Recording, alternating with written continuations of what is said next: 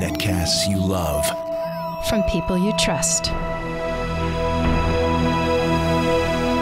This is Twit.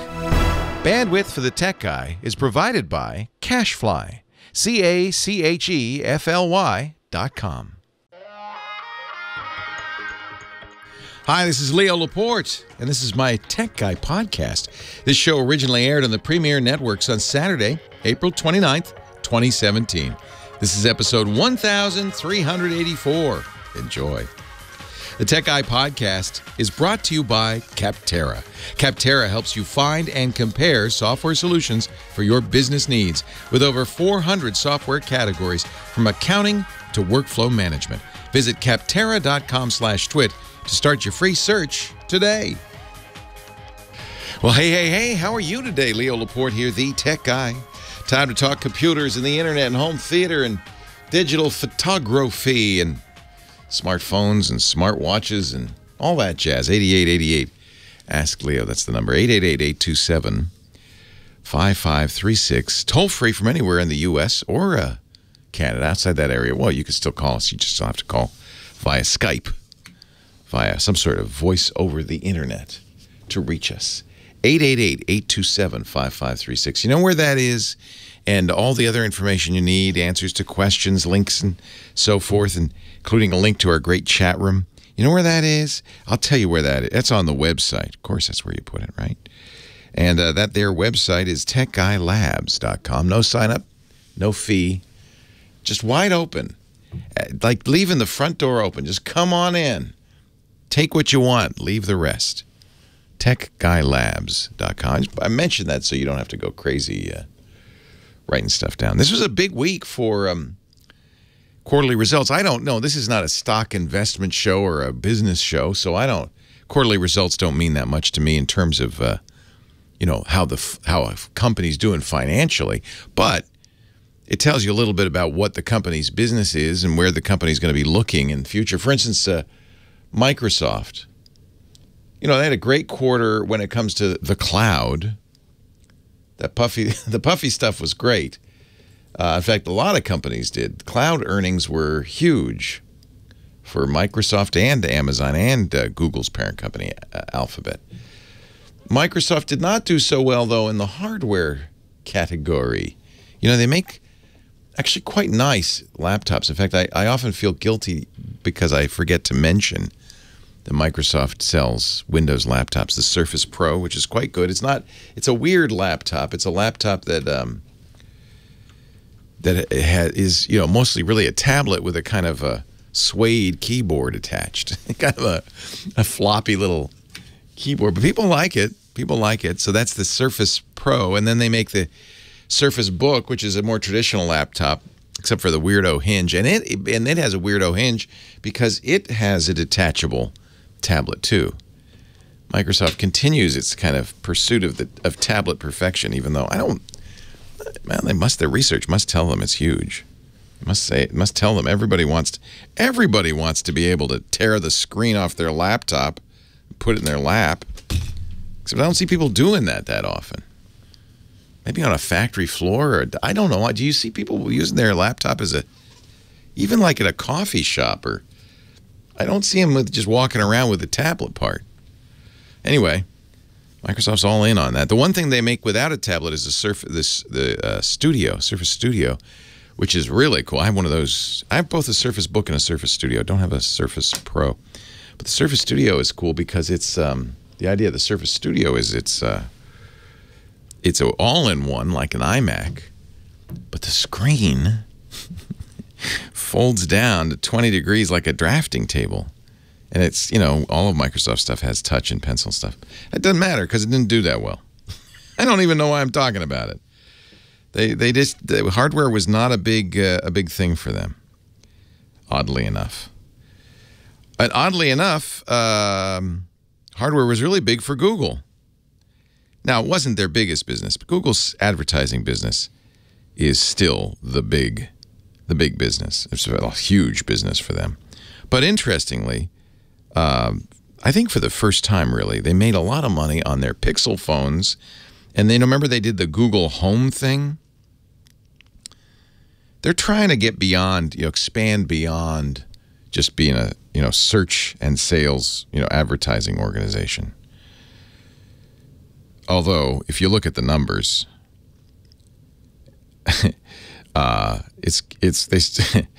advertising revenue increased 18% in the quarter in 3 months to, get this, $21.1 billion. That's the amount of money they sold. Profit rose 29%. They made $5.43 billion in advertising.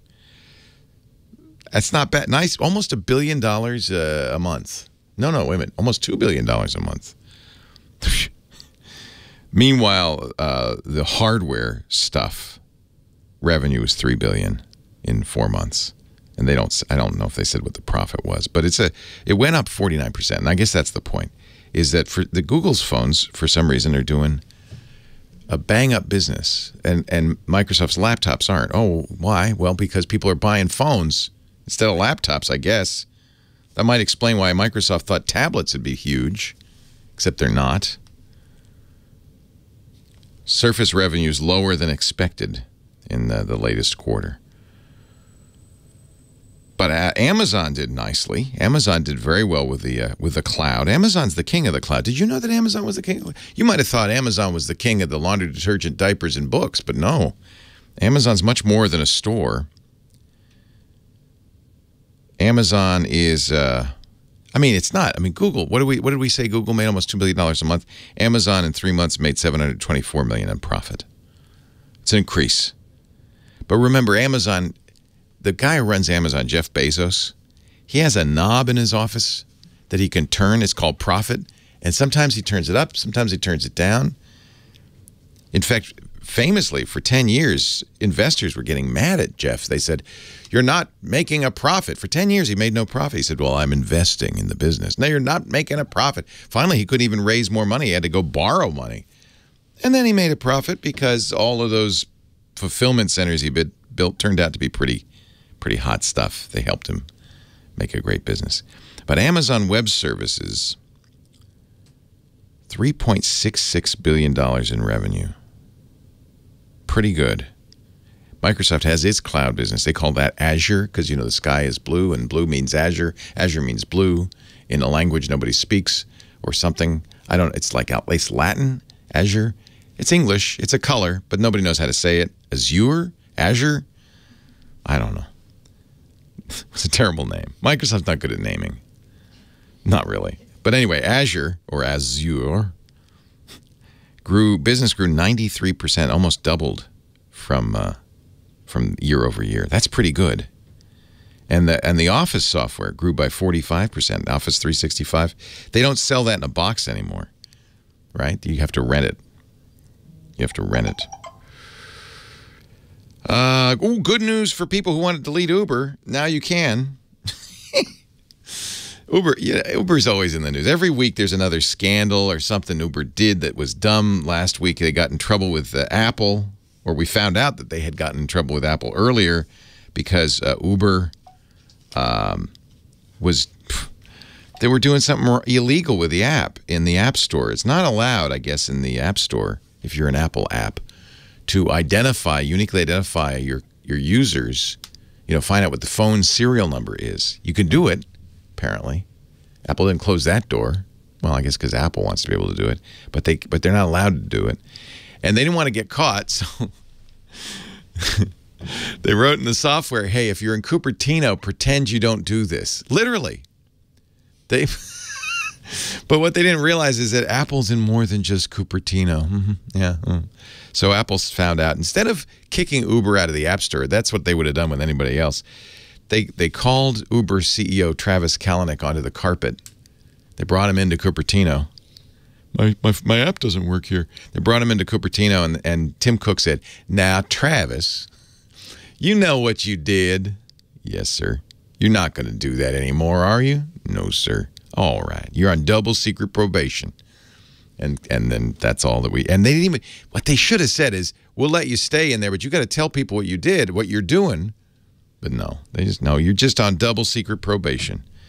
Anyway, the delete Uber movement continues on Twitter, hashtag delete Uber, because of all of this.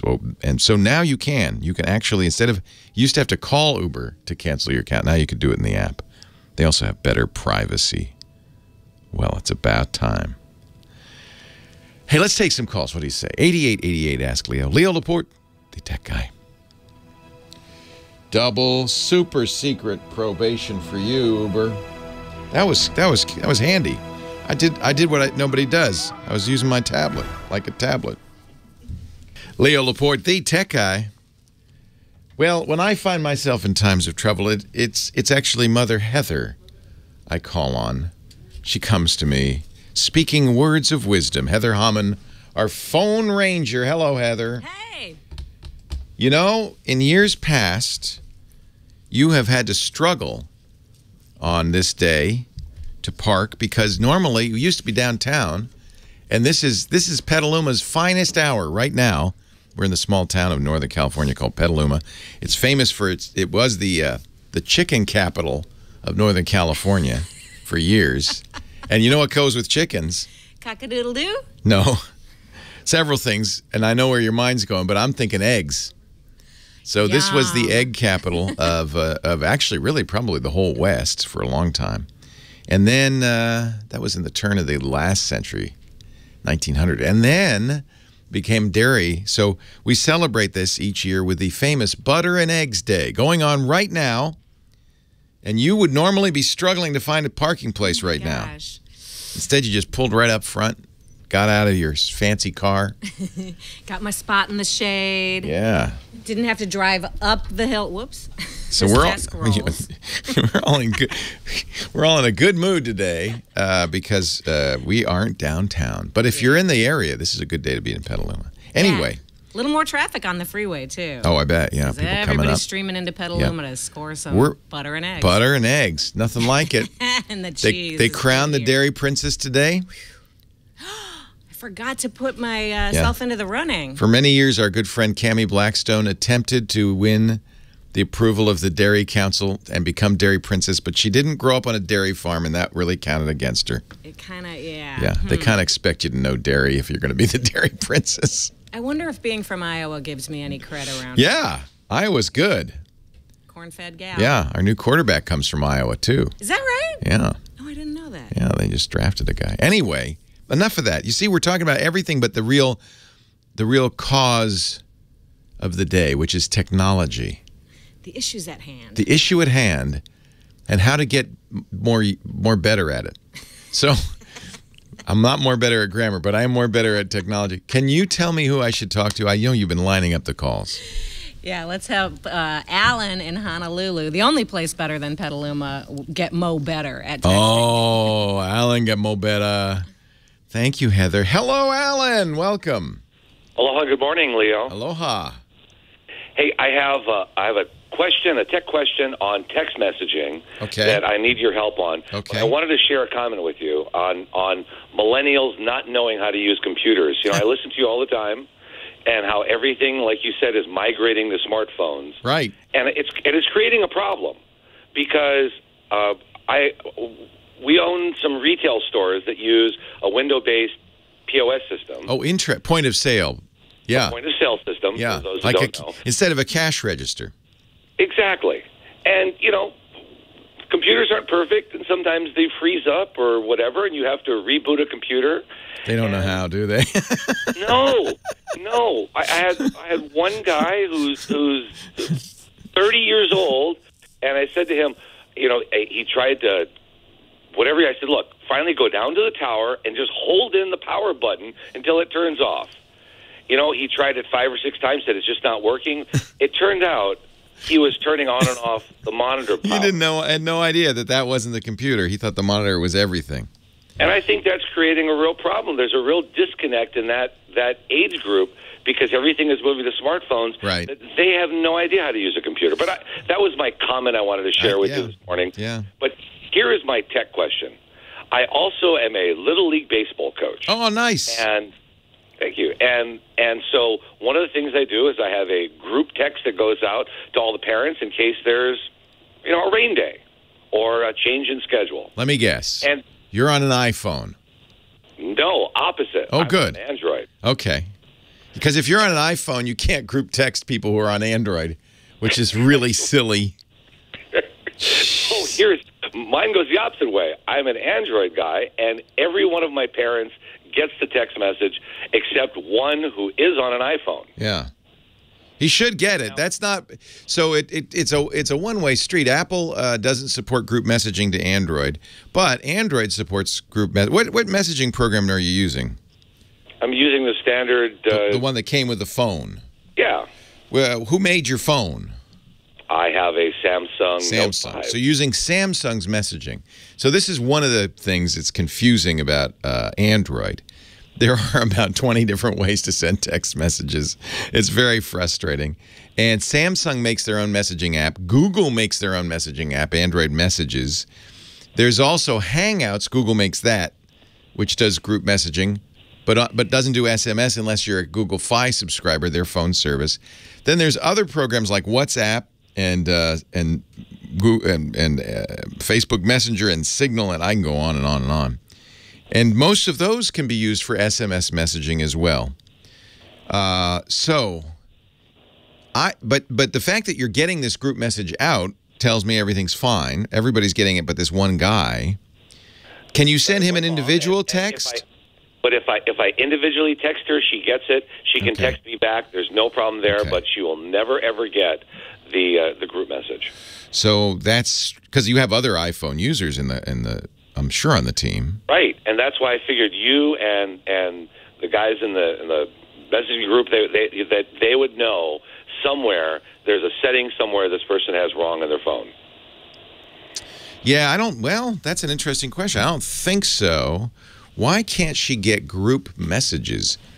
It might be in fact that she's got group messaging somehow disabled. I mean, it's you know, you only can go so far in diagnosing this with her, obviously. But you might ask her, do you get group messages from anybody else? Yeah, that's something it's not a limitation of what you're using of the Samsung Messenger. I think she's got a setting in her iPhone that is blocking the group messaging. One of the things that did happen, I know what this might be. The defaults, by the way, are to get the message, and that's why most of the people can get it. She has changed the settings in her phone. It may be that she did this. There was a short period of time where we were telling people to disable auto reception of MMS. To do group messaging, you can't use the simple message system or SMS. You have to use a related one called MMS, which is multimedia message system. Your phone does it automatically when you do a group message, and most people receive MMS automatically. She may have disabled that as a security measure and forgotten to re-enable it. So that's going to be in the general settings. It's in her cellular settings. It might actually be in the messages. It's probably in the messages settings. So have her look at that. The other thing is, of course, verify that you've got her correctly in the group. In fact, I have from her contact, I've even deleted her contact. Oh, okay. Confirmed everything and put her back into the group. Yeah, I bet you she's disabled MMS messaging. I was advising people to do that for one, it must have been a week or two, because there was there was a flaw that could cause, somebody could send you a malformed MMS message that would crash your iPhone. And I bet you she did that. So ask her to look at her messages settings and make sure MMS, not group messaging, but MMS is enabled. Leo Laporte, the tech guy. I bet you that's what happened.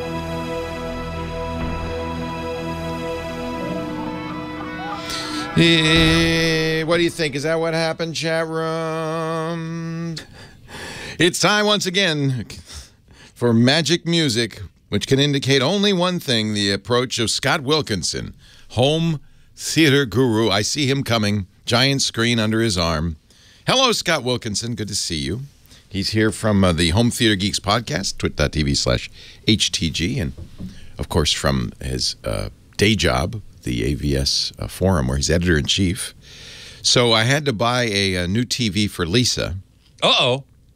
What'd you get? For her little office there. Uh-huh. And she said, I want 55 inches. I want to mount it to the wall. Yeah. And I don't want to spend a lot of money. I got a Vizio M series. Excellent. 2017 M series looks pretty good. Oh, man. And it wasn't expensive. No. This is the beauty thing about Vizio. They do remarkable job for the money. I was a little worried because they were about to be purchased by a big Chinese company, Echo. Yep. And then Echo or Leco. Leco is how it's pronounced, yeah. It's kinda weird. You tell me, kids. Leeco. It sounds like Leco to me. Except that the first E is lowercase and the second E is uppercase. Is it owned by Mr. Lee? I don't know. I bet it is. No, it's not a Lee. It's not French. As in French. It's not French. I know. Echo is not French. No, they made their name sound kind of French. You might as well say Le TV. Actually, that is French. Do. Yeah. They call it Le TV? Well, they call it Le Phone, I think, or Le. Oh, please. They put the LE in front of just about everything. And it's weird. It does sound like a French name, but it's a Chinese company. And they had said a long time, months ago, yeah, we're going to buy Vizio for something like $2 or $4 billion. What happened? It fell through. I don't know exactly what happened, but they announced, you know what? Never mind. I'm relieved, frankly, because Vizio, which is, by the way, while it's made in China, everything's made in China, is an American company, right? Yeah. Well, Southern California. They're in Southern California. They're based in Southern California. Kind of hard. Nowadays, what does that mean, right?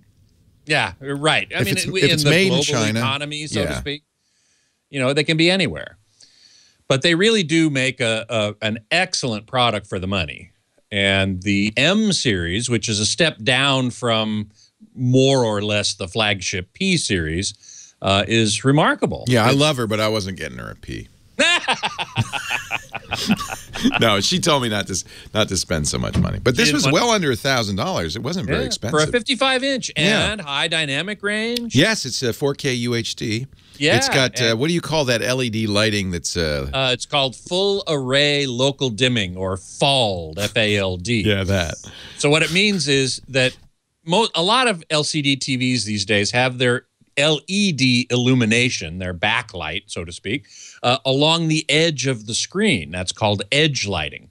And it's okay, but it causes problems like poor uniformity of the image. Whereas if you have a full array of LEDs behind the LCD panel itself, then it's much more uniform, and you have the opportunity of, the manufacturer does, of identifying smaller zones that can be brightened or dimmed independently, depending on, hey, that part of the picture is supposed to be bright, so we'll fire up those LEDs. And that part of the picture is supposed to be dim, so we'll dim back those LEDs. It's a much better technology than edge lighting, in my opinion. And Vizio has gone all in with it. It's the only company I know of where virtually all of its TVs are FALD, have a full array local dimming backlight, which is just a better performer in my opinion. Now, I will say that in addition, the how much better it is depends on how many zones of these little zones that can be brightened and dimmed independently,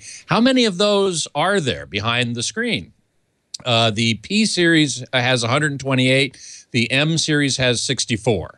So, you know, more is better in this case, but 64 ain't bad.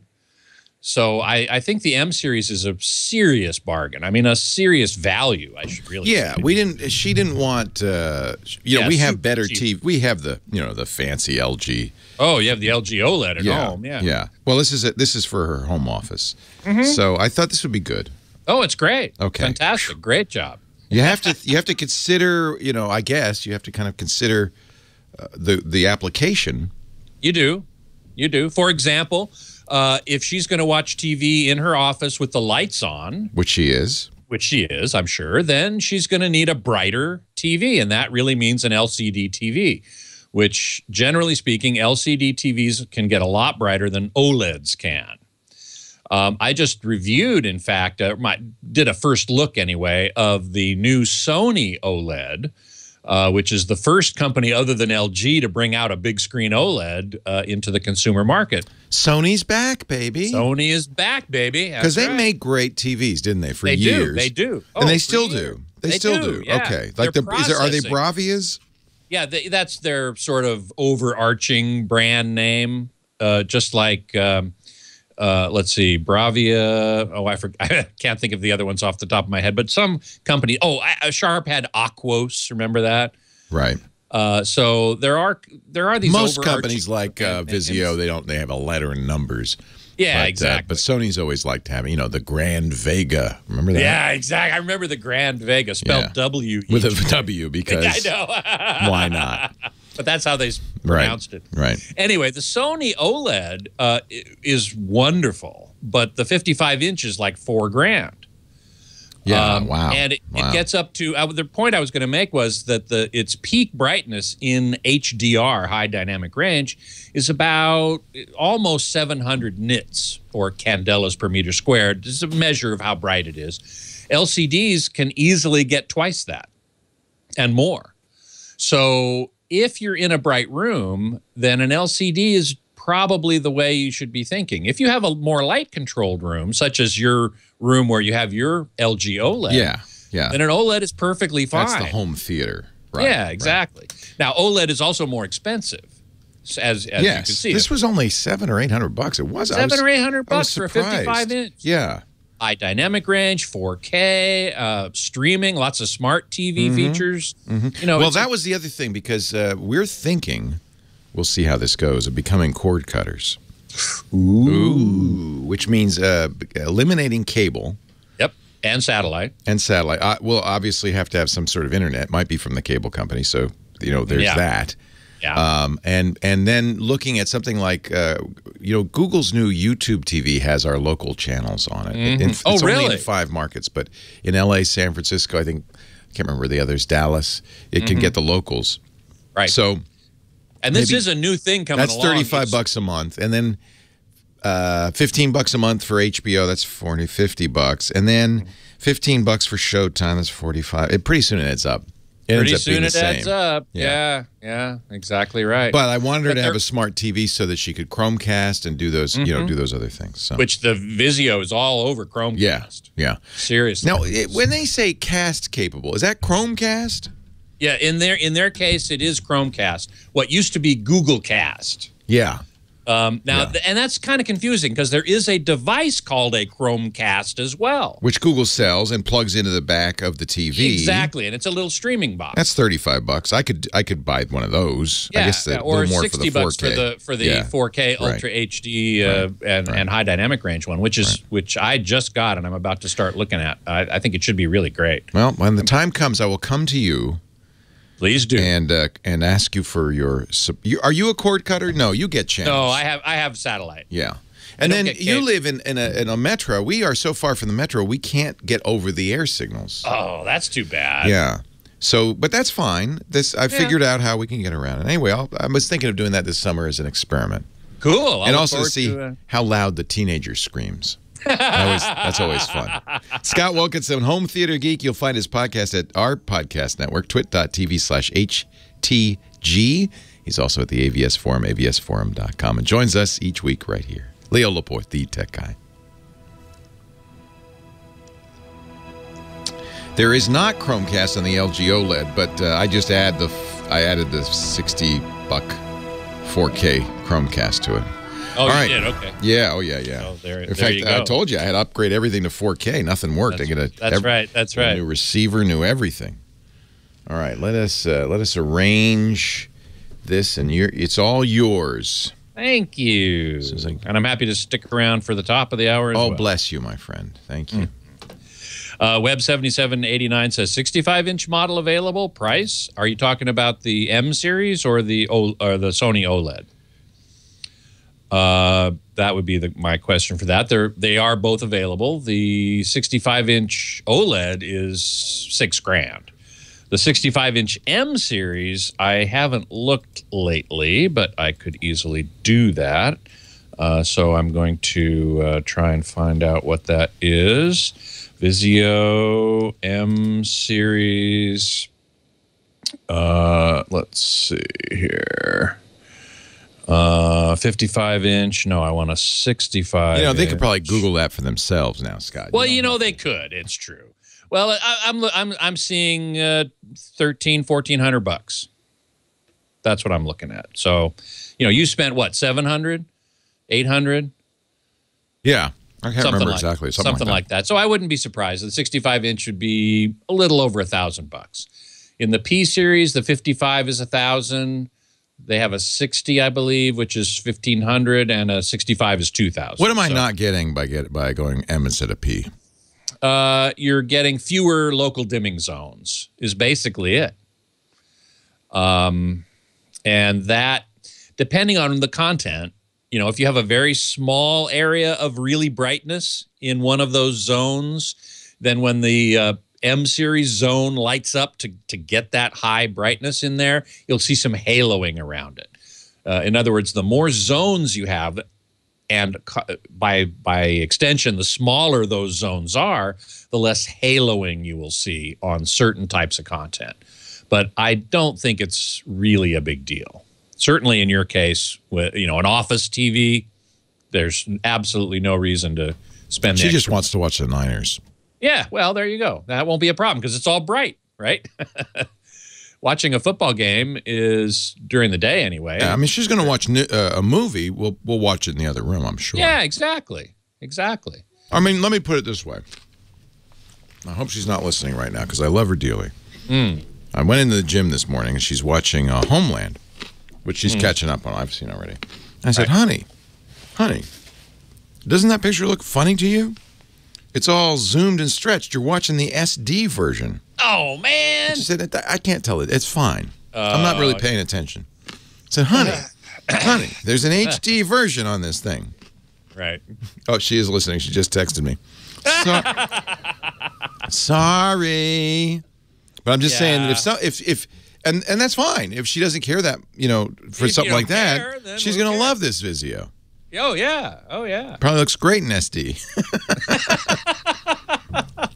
Well, I would certainly go look for HD or UHD content. Yeah. She says too many clicks. It's too many clicks. Too many clicks. Too many clicks. And she, you know, she's doing other stuff while she's watching it. She's, you know, she's working out. So she's the picture. But that's kind of what it'll be like in her office too, I'm sure. You know? Right. What TV do you have in the gym? Some old funky thing? Yeah, that old Samsung OLED that I bought a couple of years ago. Oh, the curved one? Yeah. Okay.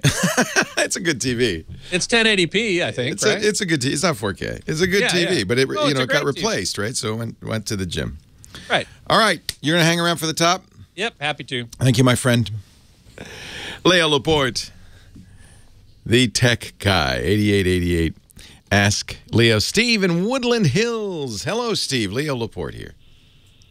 Hey, Leo, long-time listener, second-time caller. All right. Pleasure to speak again. Starting to rack up the numbers here. There you go, buddy. I manage a 20-year mom-and-pop shop in Southern California, and this year I was given a $5,000 to $10,000 per month advertising budget to expand clientele. Obviously, closer to 5,000. But whatever works. We're going after 30 to 50-year-olds in Southern California, but we could do some extending in California. No other state. My good friend Robin Bertolucci, program director at KFI, would tell me, you should look to KFI for your advertising. They are very strong in 30 to 50-year-old men. However, I know you're calling the tech guy because you're interested in digital advertising. That's exactly correct. Now, our budget includes money for SEO, Google, pay-per-click, Bing, which I happen to recommend a lot of money. These are all different things. So SEO is the notion that you can improve your traffic on your website to your website by search engine optimization. This has there's truth to this, but there's also a lot of snake oil, and it's very easy to waste much more than $5,000 a month on SEO. So what SEO does when it's well done will help you with the very fundamental basics of making sure your site conforms to Google's, policies and ranks as high as it can with Google. But if an SEO promises you things like, we're going to get you to #1 in the search results, walk, maybe run away, because no one can promise that. No one can do that. SEO can help you but not make a huge difference.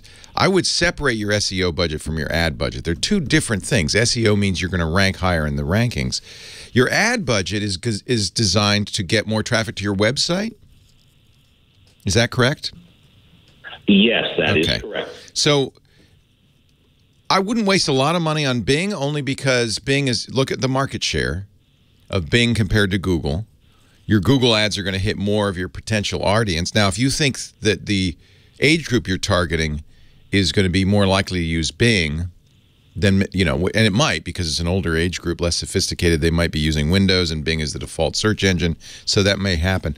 I'll tell you what I would, if for my money, I would look to what happened in the recent presidential campaign, where the Republican candidate was outspent by the Democratic candidate almost 10-1, but the Republican candidate, I'm not naming names because I don't want to make this about politics, the Republican candidate used Facebook very, very effectively and very, very efficiently. And one of the things you can do with Facebook is you can go to them and say, I want a 55-year-old man within a 5-mile radius of my mom and pop shop, and you can get it. You can highly target it. You can even target, and this is what the Republicans did very effectively, the ads to the point where you understand more about that person and give them an ad that fits their mood, their personality, their interests. So as an example, the Trump campaign was running ads both to encourage prospective voters and discourage people who would vote for the other side.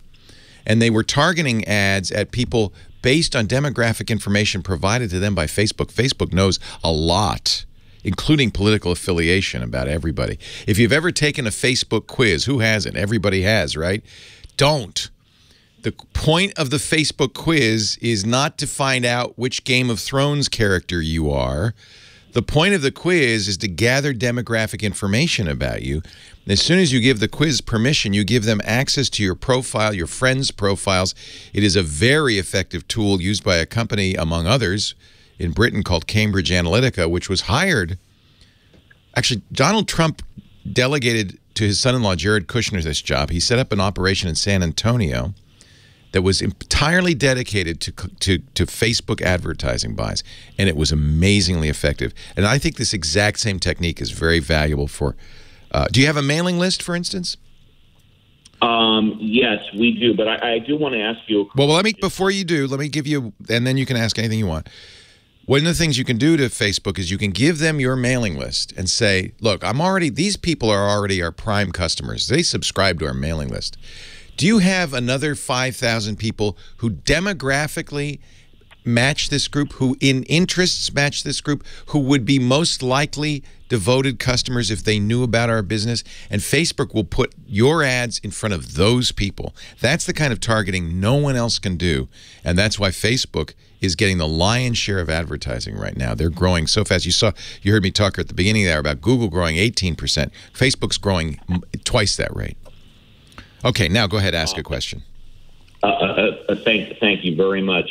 Out of the percentage of my budget, and of course I said my budget is $5 to $10 grand a month, what percentage of that should be paid to the company that's managing my advertising and marketing? That's one. Two, should that company also be entitled to a percentage of the amount of money I pay Facebook or Google? And last but not least, three, on the Google pay per click, you can target very specific words that cost more or target more words that cost less. Yeah, they do an auction. So the most popular words, if you want to buy lawyer, that's very expensive because it's the most popular. So Google's not dumb. Google actually has an auction system set up for pricing. That way it doesn't have to set a price. You know, the problem with pricing is if you're making it up, you don't know if could you charge more? Should you charge less? But when you do an auction, you charge exactly what the market will bear. So Google's not dumb. So it's very straightforward. You spend what you spend, and if you buy a word that's 1/10 as expensive, it will be almost exactly 1/10 as effective. Sometimes there's tricks there, and that's where hiring somebody to do this for you might be a smart move. You will give them a commission. And I don't know what those commissions are. My guess would be they range at the very lowest to 10 to 15%, and at the highest 40 to 50%, somewhere in that range. Because you're paying them to know, and that's why you have to find somebody good, the ins and outs of this. Somebody good will know when to use Facebook, when to use Google, when to use Bing. I wouldn't tell them. You have a very small, relatively small budget. It's a lot for mom and pop, right? But for, advertising, it's a small budget. So you're going to give up some of that to somebody who's going to make your buy more efficient because of their expertise. And I think that's probably worth it. You want to find somebody who really knows what they're doing, though. And part of the problem with doing that is what worked 5 years ago does not work today. We learned something in the election. Donald Trump's team knew something in the election that Hillary Clinton's team did not know, and used it to great effect. So this is constantly changing, and for somebody to be an expert at this makes them very, very valuable. It makes your ad dollar go a lot farther. So you're going to probably want to pay somebody. The interesting thing is, if you want to learn about it, you might be able to do a better job, frankly, if you just go out and spend some time learning about it. People pay somebody to do it because they don't have the time or the energy or the inclination to learn it.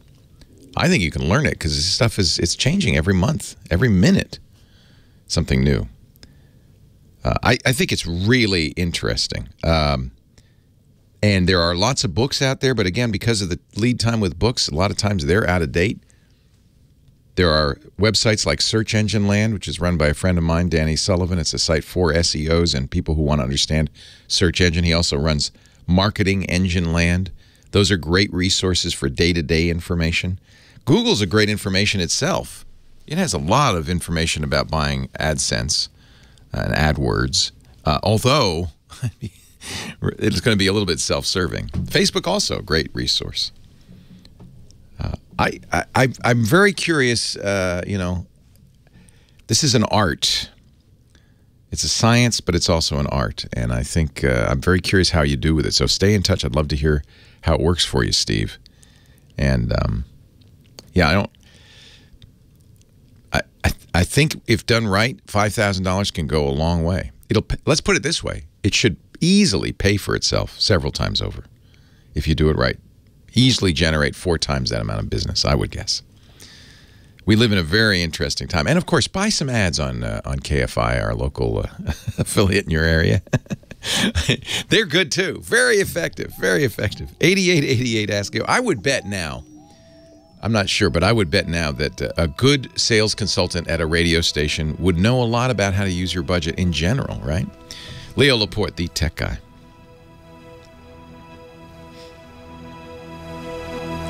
All right, I'm going to hand it back over to your friend and mine, Mr. Scottivorous Wilkinsonian.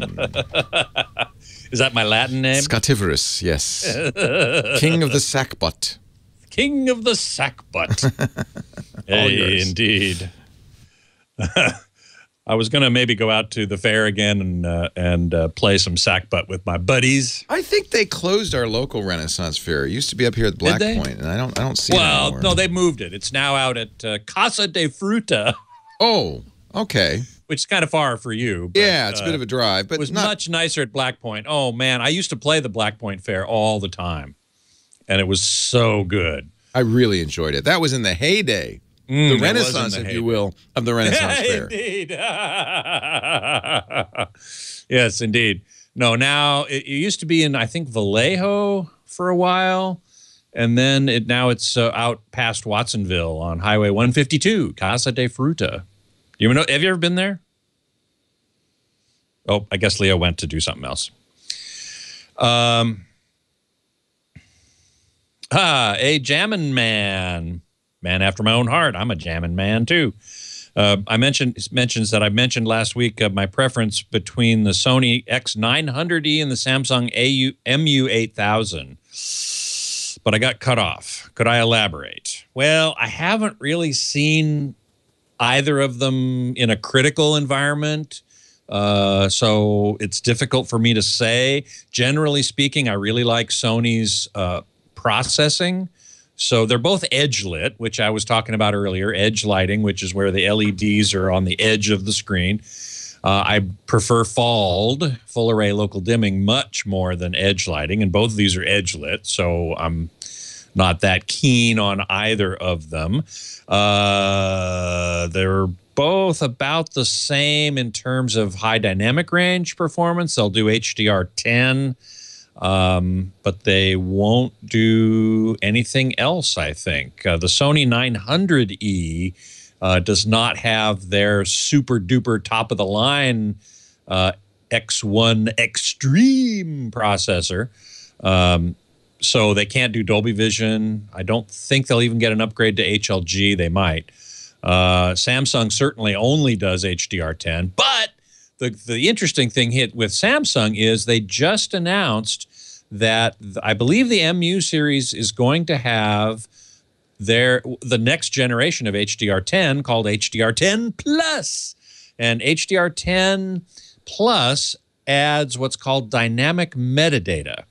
And this is very important, and it's why I strongly prefer Dolby Vision, because metadata basically tells the display, it's packaged along with the video information, and it tells the display what was the peak luminance that this content was mastered to. This is the problem with HDR, high dynamic range. Now how it gets mastered is not universally the same, and how it gets displayed isn't universally the same. So there's this metadata that tells the display, that's embedded in the content, tells the display, here's how I was mastered. With HDR10, you only get one piece of metadata for the entire program. If it's a 2-hour movie, you get one piece of metadata, 2 pieces actually. One says this was the maximum brightness throughout the entire movie. And the other one says this was the average brightness throughout the entire movie. Well, okay, that's great, but different scenes have different requirements. And so what Dolby Vision does, that's called static metadata, by the way. Dynamic metadata includes metadata that says this is how bright, this is the maximum brightness it was, this was the average brightness. That can do it per scene or even per frame. Now, it's a lot more data going through, but it gives you a much more accurate representation of what the scene and what each scene and even each frame is supposed to look like. Well, HDR10 has only static metadata. Dolby Vision has dynamic. Now, Samsung has introduced HDR10 Plus, which adds dynamic metadata to HDR10, which is a big deal. So I would have to say, because of that, I would then lead towards the Samsung. Because the MU series doesn't have it quite yet. The Q series does. Their flagship series has HDR10 Plus now, but the MU series doesn't. Now, I have to be very clear about this.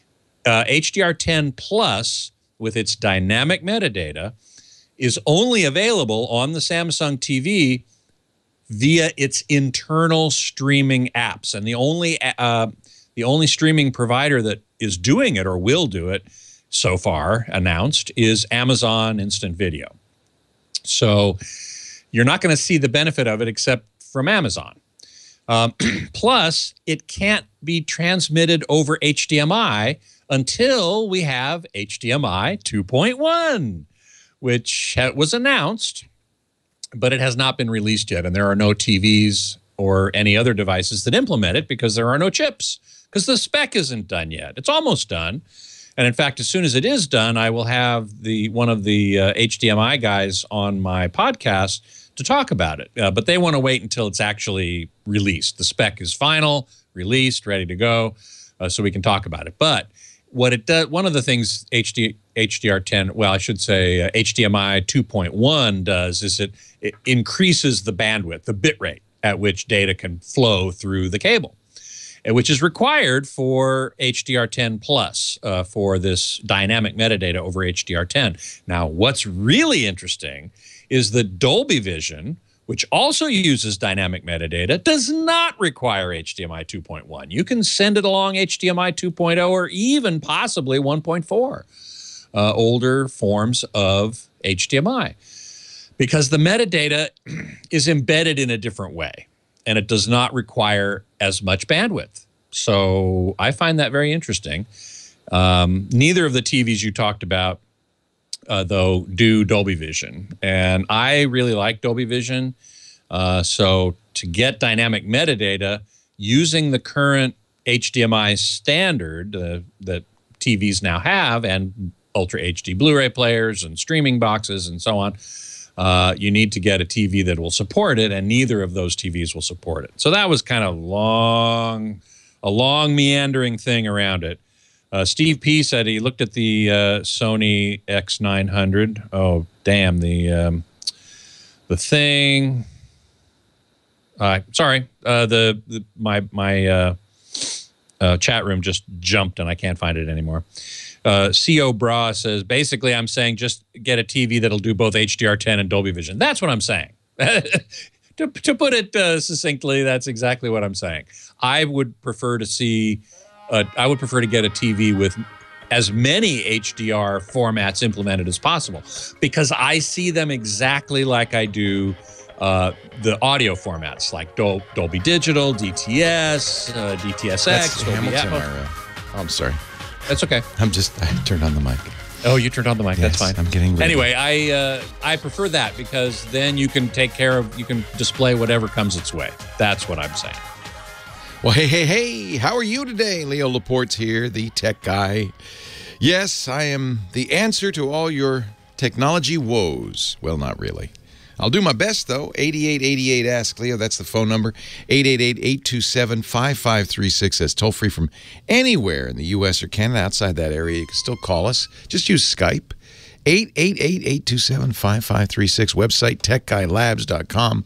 I mention that because everything I talk about on the show ends up there eventually. James, I think, is traveling this morning, but I think he might be working on the notes now. Anyway, we'll get him up there before the end of the day or tomorrow, let's say, and then we'll add audio and video after the fact. And there's a lot of good content there, free and no sign-up either. techguylabs.com. Now, I may have to stand corrected here. I'm not sure. Somebody that came into the chat room said, oh, you can group message Android users with an iPhone using Apple's messages. Maybe they fixed that. That would be nice. For a long time, you could not do that, and it was a severe limitation. In fact, there were videos made about being a blue bubble or a green bubble and how the green bubble folks, the Android folks, felt left out. But if they fixed that, I stand corrected. But I think that it's pretty clear that whatever is happening is, in our last call, a couple of calls ago anyway, that woman has her phone set in some strange way. It's not iPhone specific. Oh, James is here. Thank you, James. He says tomorrow he's traveling. All right. 8888 Ask Leo. So the show notes will be kept. They are being kept as we speak. Let's move on to Mike in Los Angeles, our next caller. I'm sorry, Mike, you're still on hold. It's John in Anaheim, our next caller. Hi, John. Hey, Leo. Quick question. Well, hopefully it's quick. We'll see. Mm-hmm. I'm a commercial real estate agent, and I need to take pictures of bigger buildings that I can't really get from my iPhone, so kind of aerial.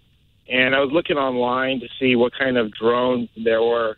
I see like to get something decent is around $1,000 to maybe around $5,000, and I was kind of wondering your opinion on what would be the most, like, I guess, bang for my buck.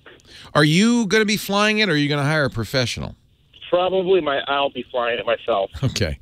So if you hire somebody, of course, they can do it for you. You don't have to buy the drone, and they will pilot it. If you've never piloted a drone, my advice, and I wish I'd taken it, is learn to fly with a cheap drone first.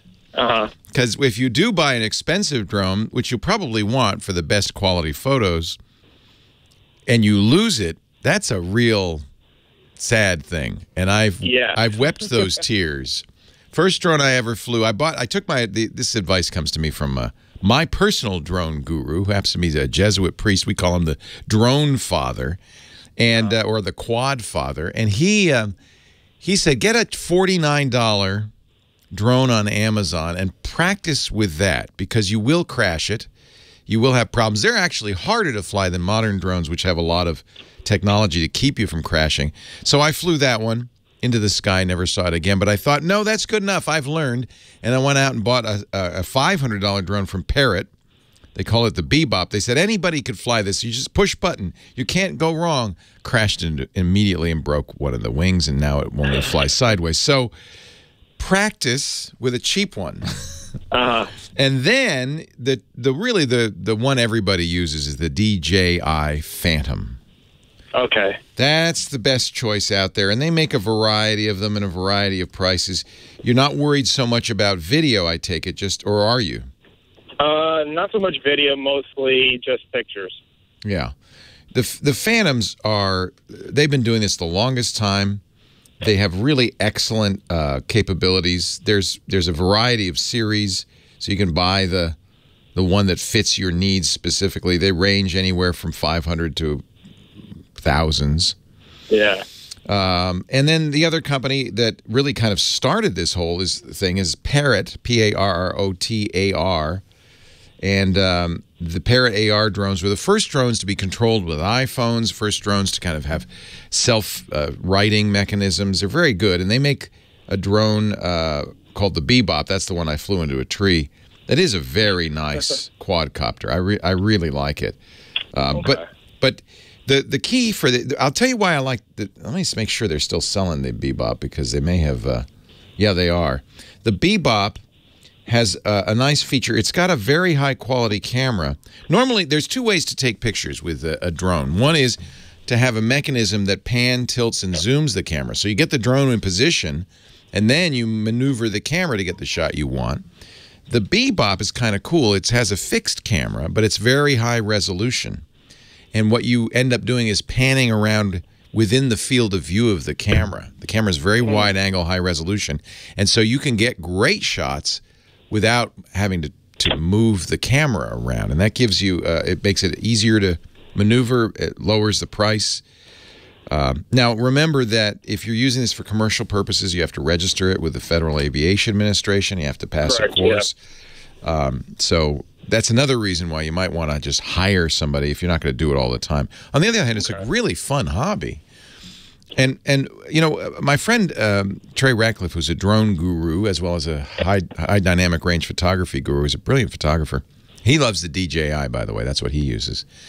He said he figured out why people like drone photography. Normally, we kind of live in flatland. We live on a two-dimensional surface that we can move around on, and we only see things from, you know, our perspective on the ground. Suddenly, when you go up with a drone, it's such a steady, beautiful view. And I know if you've looked at drone videos on YouTube, you know what I'm talking about. And a perspective we never get. Even in a jet plane or an airplane, you're flying much, much higher. A drone, you're just above the rooftop, sometimes even lower. And you get a unique three-dimensional perspective on the things that you see normally all the time from a bird's eye view instead of an ant's eye view. And it's true, it really is a great hobby. So you may want to buy one just because you want to play with it. Well, I think it'll help out for work, and it just looks like a lot of fun. Exactly. You can justify, you know, if you're only doing one or two shots, you probably should go out and hire somebody to do it. But if you also want to learn it and play with it and have it as a hobby, it's a great hobby. So there are inexpensive drones on Amazon, like in the $50 range that you can practice with, understanding that they're not very good. They're actually harder to fly. If you feel pretty confident, go out in a field where you can't hit anything. Maybe get one of these Bebops from Parrot. They're $500, and they fly. They're pretty easy to fly. Only a lunkhead like me could really crash it. Alrighty. All right? All right. Enjoy. Really You're welcome, John. Have fun. Yeah, realtors, this has become a boon. Filmmakers, too. You're starting to see a lot more aerial shots in films that you wouldn't see because it's expensive to rent a helicopter, and they're doing them with drones. Even in the new BBC series, the BBC Planet Earth, have you seen that? Amazing footage. And some of that footage is drone footage because they can get just unique shots of this is all the wilderness, you know, and they can go out and get amazing shots. They were shooting river dolphins. Nobody had even heard of such a thing as freshwater river dolphins, and they used a drone because it was the only way they could, kind of see down into the water without scaring away the dolphins with a boat. It's pretty cool what you can do with a drone, and a great hobby. But do be aware that there are now FCC regulations. There's issues of privacy, public safety, safety for airplanes as well. There are some pretty strict rules, so you want to make sure you learn about the rules, take the tests you need to take, get the license if you're gonna play with drones. Pretty cool stuff. 8888 Ask Leo, that's the phone number. If you have some drone experience you want to share, if you have a question, a comment, a suggestion, you want to talk about Windows or Mac or Linux or the internet or smartphones or smartwatches, I'd love to hear from you. Leo Laporte, the tech guy.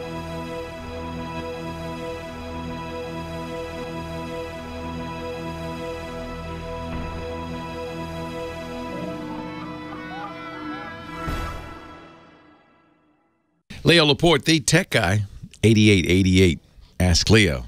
Back to the phones. Patrick, Rancho Cucamonga. Hello, Patrick. Hey, Leo, it's Pat. Hey, Pat. It's Leo. Hey, I got an irritating problem. You used to work for Apple, didn't you? Never worked for Apple, no. Oh, you didn't? Well, you're lucky you didn't, because when you have a problem, they want you to fix it yourself, tell you what to do, you do it, and you still have the problem. Here's my problem. Last December 16th, I got the iPhone 6S, right? Yep. I always do the software updates when I get them. I did an iOS 10, and after that, I noticed the volume went way down. It's like it's cut in half. I tried resetting the phone, restarting it. Nothing works. Now, yesterday, I went onto my desktop, and I started looking at a chat room about this subject. You know, a lot of people out there have the same problem, and most of them say it happened right after iOS 10. Interesting. Now, the date of these posts I saw, Leo, were September of last year. We're going on 7-8 months. One of them said that Apple's aware of the problem, and they're working on a fix. Well, it kind of seems to me like they're dragging their feet on this. What is taking so long? Why don't they go back into the iOS 10 and find out what screwed up the volume? And get this, Leo, the new 7 Plus. Okay, one of my sisters has it. Okay, she's not having a problem, but one of the bloggers said that she's having a problem with the volume too, so it's not just the 6S. It seems to me like, I know this for a fact too, when you do updates and upgrades like on my desktop over the years, and I've been online like 15 years, a lot of times the update or the upgrade is no good and it causes other problems. So I don't know. Apple needs to get their act together with these updates. Yeah, I'm seeing, after you mentioned it, I'm looking and I'm seeing a lot of mentions of this. Of course, when you sell, 100 million phones, some percentage of people are going to have problems. And even if it's only 1/10 of 1%, with 100 million phones, that's 500,000 people or 100,000 people. That's enough to really get the message boards buzzing. So I don't know how widespread this is. And, all the people are saying the same thing. Contacted Apple tech support. Miserable, clueless. They said to restore the phone. So it does take Apple a while. I would say this is clearly widespread enough that there is an issue. Like it's not chance. There's an issue. And sometimes it takes Apple a while to pinpoint the issue, come up with a fix, and push it out. But as you say, this happened with iOS 10. Apparently it was happening, according to some people, in the test versions of iOS 10. They didn't fix it before the phone shipped. It's not happening to everybody. So there's a couple of possibilities. One, it's intentional. Two, no, there's a problem. I mean, in other words, they might have said, you know what, the volume's too loud in these phones. We should cut it in half. That seems unlikely. Protect their ears. Make them say, what? A lot. I don't know. More likely there's some sort of, issue in the software. I can't imagine it's in the hardware because it worked fine until you do the update. Once you updated iOS 10, it started getting low. So as I scan through this, I don't, and I'm sure you've done this already, I don't see any fix for it. Apparently, some people are saying that there's this thing called noise cancellation. It's in the accessibilities setting, a place people don't look at too often on the iPhone because they assume, well, that's for people who are blind or deaf or have accessibility issues. But often the accessibility settings are really useful for everyone. So just try this. Seem to have worked for some. Go to the accessibility settings in general in settings on your iPhone and disable phone noise cancellation. This seems like something that might have been added in iOS 10 or changed how it worked, and maybe in some cases it's making a big negative. Now, a couple of people are reporting that this worked for them, and I see somebody saying it didn't. I don't know. If there is a problem, Apple has to figure, and you're right, it's been long enough, they should know, but they have to figure out what the problem is, figure out what the fix is, test the fix, make sure it works for everybody without causing more problems, and then push it out. I'm seeing posts right through April 12th on the Mac Rumors Forum. That's where I'm looking.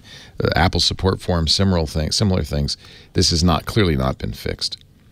So all you could do is what you've done, which is call and complain.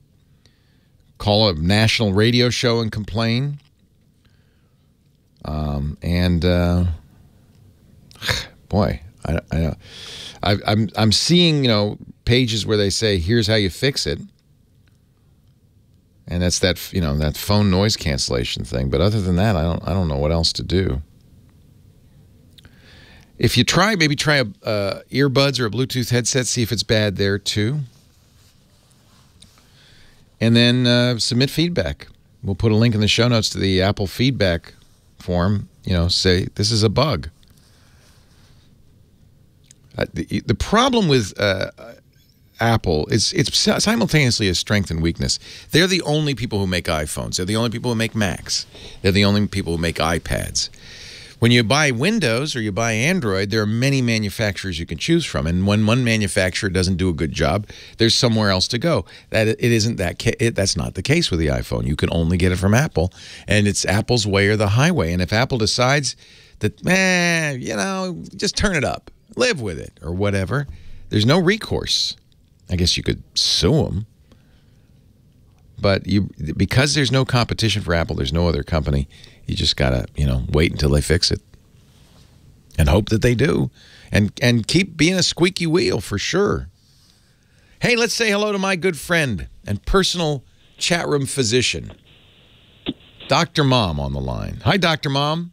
Hey, Leo. How you doing? I'm well. How are you?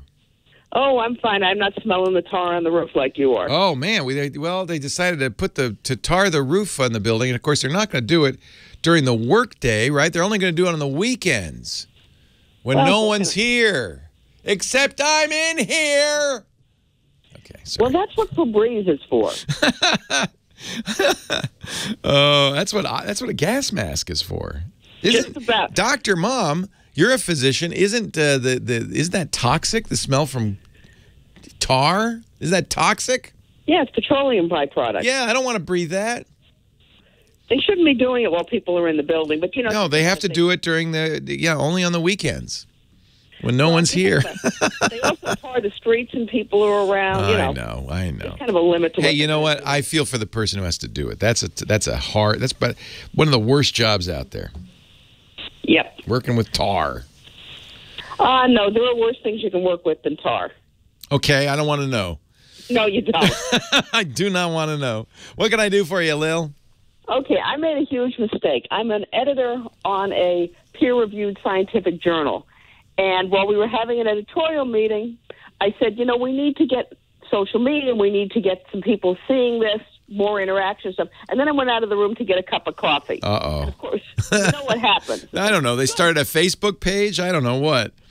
Well, I'm in charge of it now. Oh, congratulations.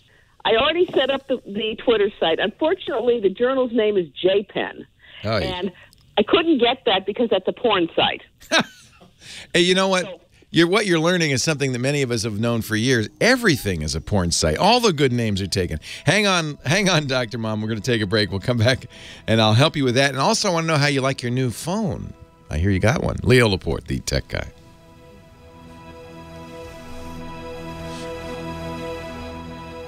You got the Pixel XL, right? Yeah, I can't believe it came in 72 hours. See, mine just got shipped too. I was going to send you a note saying, yeah, even though they say it won't come till May or whatever, they have them. Yeah. All I can say is thank goodness because my Note 4 was just overheating so badly. Yeah. It was rebooting 3-4 times a day. I did everything. I took all the installed software on it. I did a factory reset. It's got to have been a hardware problem. So how long have you had the Pixel? Since yesterday. I spent about 8 hours yesterday. Yeah, messing with it. Yep. Well, it's pretty easy to transfer things, but then I had to put in a different program to transfer over the SMS logs and the call logs. Right. I had a program that was going to do that and just moved it over. Good. I think you're going to love it. I think you're going to love it.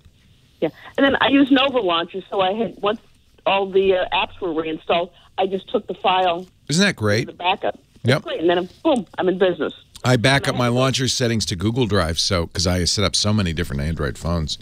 It really simplifies things. Exactly. And I just had to run over to the AT&T store today because the Note 4 wasn't a nano SIM. It was a micro SIM. Right. That's how old it was. Yeah. Yeah. Walk in there. They said, oh, that's great. We wish we had it to sell because everybody's coming in asking for it. Popped it in. And people who say they can't get visual voicemail on it, they're wrong. AT&T puts out a standalone app. Good. My visual voicemail. I think you're going to love it. Now, the camera is 10 times better than the Note 4. I don't know if you've played with it yet, but I've taken some pictures. It's considered the best camera out there right now. Beats every other camera, including the new Galaxy S8. Well, I mean, I just love it. It's great. I love the fact that it's the first pure Google phone I've ever had. I've always had a carrier phone. You'll never go back. You'll never go back. I, with great glee, dumped all the AT&T junk off it. I know. Junk off it. Well, the next thing you could do is maybe get a Fi SIM. Before you travel, get a Fi SIM. Because Google Fi is great for traveling. Much better than Verizon.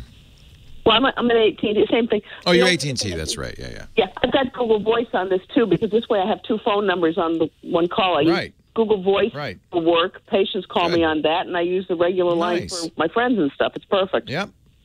Dr. Mom's on the line, and she got saddled with the responsibility of doing a social media presence for her medical journal. What does JPER stand for? JPEN is the Journal of Parenteral and Enteral Nutrition. Well, of course it is.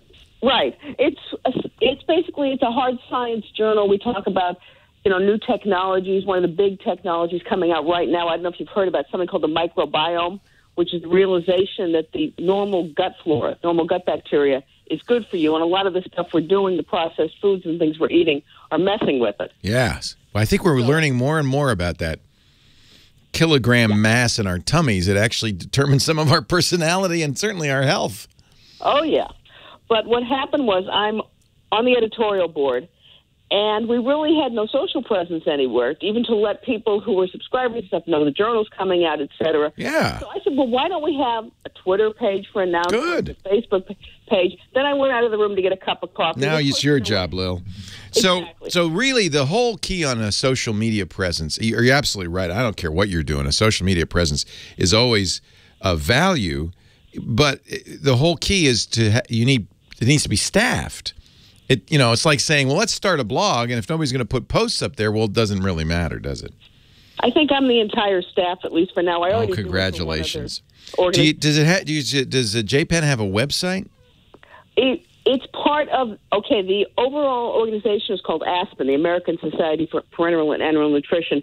And if you Google JPEN and then space ASPEN, it'll take you right to it. So you have a page within the ASPEN pages. I have a page. I grabbed JPEN Web on Twitter because JPEN was already taken by somebody else. Okay. And Aspen's Twitter presence is Aspen Web. The name isn't that important because, as you know, you have an @ handle on Twitter, but then you can give it a longer name, which you probably should do, that is more communicative, and that can be anything you want. Well, I did. Since everybody, including the National Institute of Health and stuff, calls the journal JPEN, that's the name on Twitter. Okay. I just couldn't get the handle. Yeah. But what I was calling to ask about, we do a podcast with every journal release. The editor-in-chief will discuss with the author of the lead article. And they're not getting into the really technical details, but why is this important for the clinician? What is relevant to current practice? So that's the other important thing is to understand what's your social media strategy aimed at. Who's it aimed at? What's it for? Who do you want to reach? And so you know who you want to reach, and it's physicians in this field, right? Right. The thing is that I finally hauled this away from our old publisher who had our podcast mixed with 3 other journals. I said, no, I want my own. Good for you. But I'd like to get us on things like TuneIn and such, because I talk to friends that use Dogcatcher, use Downcast. Yeah, it has to be as easy as possible, doesn't it? And I bet you, so you know your audience, you know what they use. Everybody listens to podcasts on their phones these days. It's rare that they listen in any other way. And most of them will use, as you say, that app they already have. Most people are listening to TuneIn or iHeartRadio or Stitcher or Slacker. Ideally, and certainly this is what we do, and Lil knows this, but I'll tell everybody else. I have a pretty brisk podcast business on the side. What we do is we try to be everywhere your audience might be. Now we're more general interest than JPen would be, but nevertheless, you want to be wherever your audience is. So it's ease of access is everything. So TuneIn is a great idea. What I need to do is know how to do it. I checked what they say. I need a splash page. I need description. I need the feeds and stuff. Right. But I need some hints. What's the kind of thing to tell TuneIn? Why should they list it? Yeah. I don't know. You think I know? You got yours listed. I had somebody doing it for me. Okay. I would guess that it's going to be a little bit of an uphill battle because it's such a narrow specialty. And they are going to want to have podcasts that are going to get the largest possible audience, right? Right. So being on a podcast directory is important, but I'm not sure. It may be an uphill battle to get on TuneIn. What you're going to want to tell them is something that's going to serve them, which is why lots of people are going to listen to this. Yeah. I mean, the other thing I want to do is I want to start building up a directory of the podcast as kind of an online medical education. Most people, I'll be honest, most people are going to find your podcast probably number one through the webpage. That's why I asked you. So you got to make sure the podcast is featured prominently on the webpage with instructions for how to listen, preferably a link, right? And you can make a link that will allow them to subscribe in the podcatcher, on their phone. You can make that possible. Or you can say, and I would do this, we will send you a link to your phone. Give us your phone number. And then right now we don't have that because I'm still pulling this out of our old publisher. Yeah, I understand. I understand. But these are the kinds of things that would help. You can't count on people to think about how docs are going to discover you. I would anticipate most of your audience will be subscribers to the journal. Yes. I would think so, but what I'd like to do also is if I can catch in some of the news services, media service, because every time I hear them discussing and they go to doctor, I'm not mentioning his name. Yeah, but you're not going to. Podcast is going to help you with that because it takes too much time for a journalist to listen to a podcast. Right. Though you do that with press releases, you do that with the web page, you do that with Twitter and Facebook. But the podcast is a different beast. It's really for somebody who's going to spend time listening to it, and no journalist who's trying to get background information. I'll tell you when they will listen to it. If they're in audio or television, they'll listen or watch to see if the doctor you're proposing has on-air skills. Is presentable, right? But that's after they've already decided to cover it, and they're looking for somebody to talk about it. What I'm trying to do is just get the overall is. Hey, we're the guys who got the information about this, not Dr. So-and-so. Right. Establish your credentials, yes. But that's what that's what it's all about, right? It's always about that. That's what social media is always about, is to convince people that you're the authority, to convince people that you're somebody worth paying attention to for whatever reason, because you're interesting, you're smart, you're funny. That's what it's all about. And, I wouldn't even eschew Facebook. I think Facebook could be valuable. Having a Facebook page nowadays is probably as important as having a web page. So I would look at Facebook. You're already doing Twitter. That's great. You hope that docs and journalists who cover this area will add you to their feed. That's the fastest and easiest way to say, hey, we've got a press release, or we've got an expert, or we want to talk about this, or here's a story you ought to be covering. That's going to be in your Twitter feed. All journalists use that. That's a really big resource for journalists. I'm not sure, what the advice would be with TuneIn, except to try, and get it on everybody's, get on Stitcher, get on iTunes. Of course, you've already done that work, right, to get on iTunes? Right. We're on it, but we're in that combined mashup, and I'm working now to get it separated out. Yeah. But I need to get our own RSS. Can you create your own feed? Okay, yeah, that'd be the first thing to do. Create your own feed so that you own it. I think you know what to do. You've been you've been around the block a few times. I think you have some pretty good ideas about technology. I bet you could get this. They picked the right person, Lil. I'm sorry to say.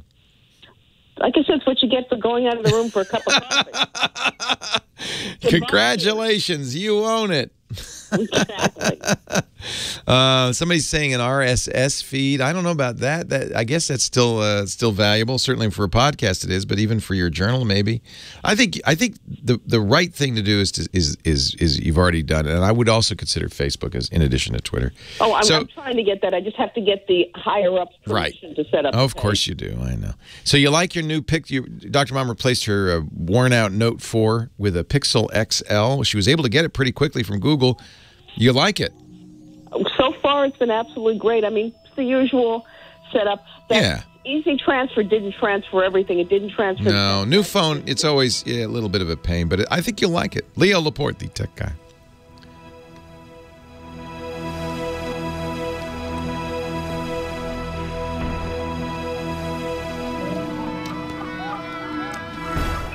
So nice to hear from you every once in a while.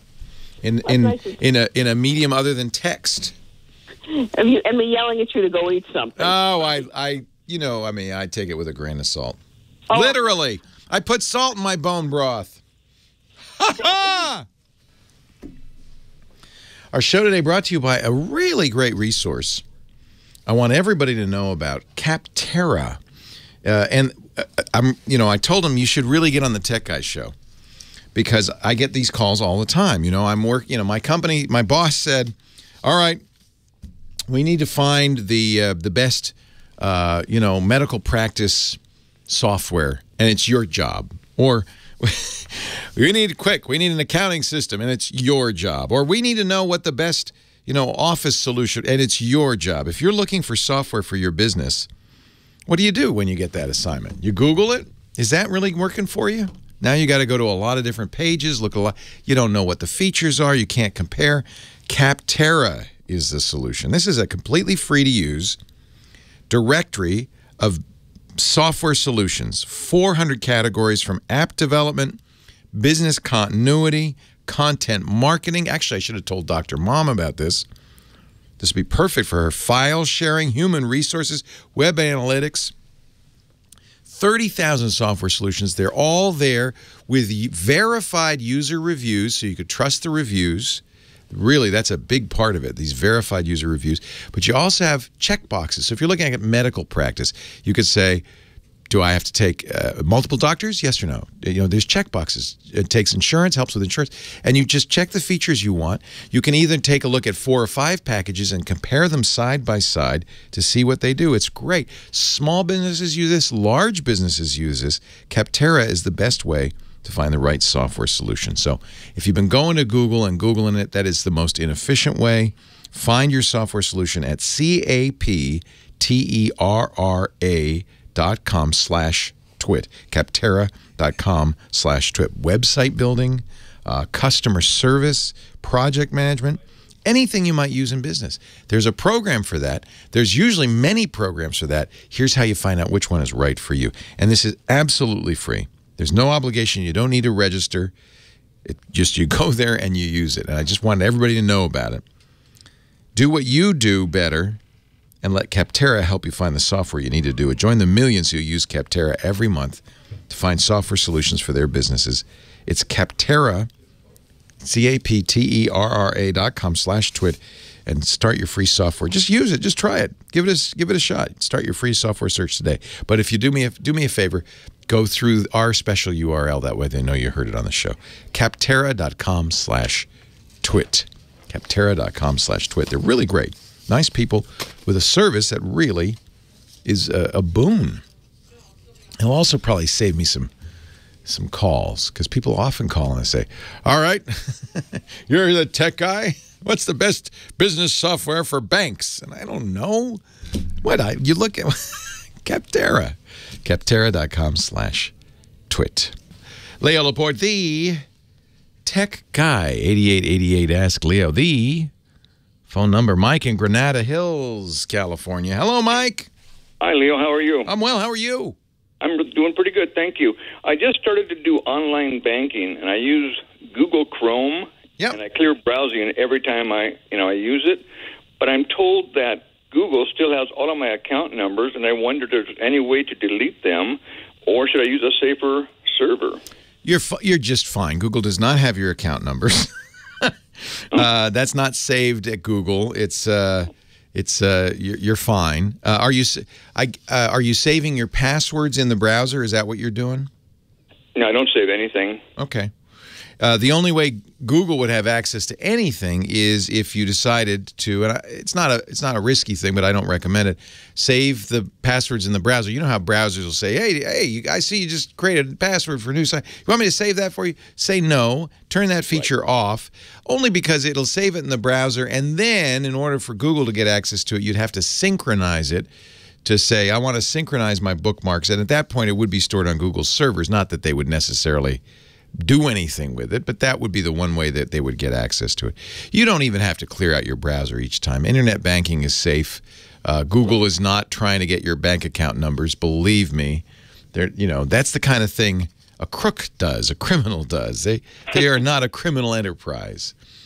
So I do banking. I've done banking since believe it or not, since the very earliest days of online banking. With Bank of America, so far back that it was a black screen with white text, all uppercase, 40 characters a line. It was really primitive, but I wanted to do this really badly. And of course now it's a lot more modern and, by the way, a lot more secure. The real thing I would suggest is make sure your bank is paying attention to security. That's more important. For instance, when you log in, do you have it set up to do a second factor of authentication for the bank to send you a text message or some other verification? No, I don't. Turn that on. Okay. That's more important. And every bank should offer that. If they don't, then you really have to question their commitment to security. I'm sure they do. All the big national banks do. Turn on second factor authentication. It'll be in the security area. That way, even if somebody did get your password, they would then have to have your cell phone or they'd have to be able to get this information somehow. And that's why it's called a second factor of authentication. And that makes it really robust. Hackers hate two-factor authentication. Oh, really? Yeah. Turn that on wherever you can.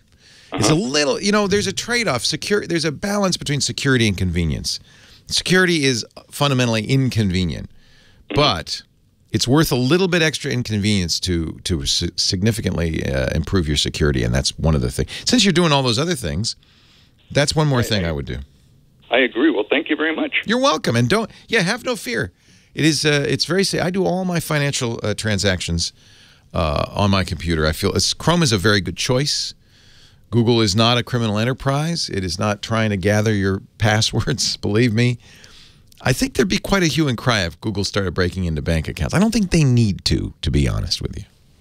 Not the business they're in. And they don't store them. And I have to say, there's, to my knowledge, never been a breach of Google. There are very few financial institutions that haven't been breached. So that's really where you want to focus your security on the financial institution. Make sure they're doing everything they can to protect your account. Even better in many cases, if your bank has an app to do a bank app on the phone, they will also offer multiple factor authentication in most cases. Turn that on if you can do it. It really is. This is one area where security really is important. Mike in Los Angeles, Leo Laporte, the tech guy. Hi, Mike. Hello, Mike. Come to the phone, my Beamish boy. Hello, Mike. I'm here. Yes, sir. I'm here. How are you? I'm well. How are you? You've just been hitting. I'm great. You've been hitting all of my questions today. It's been an amazing show. Good.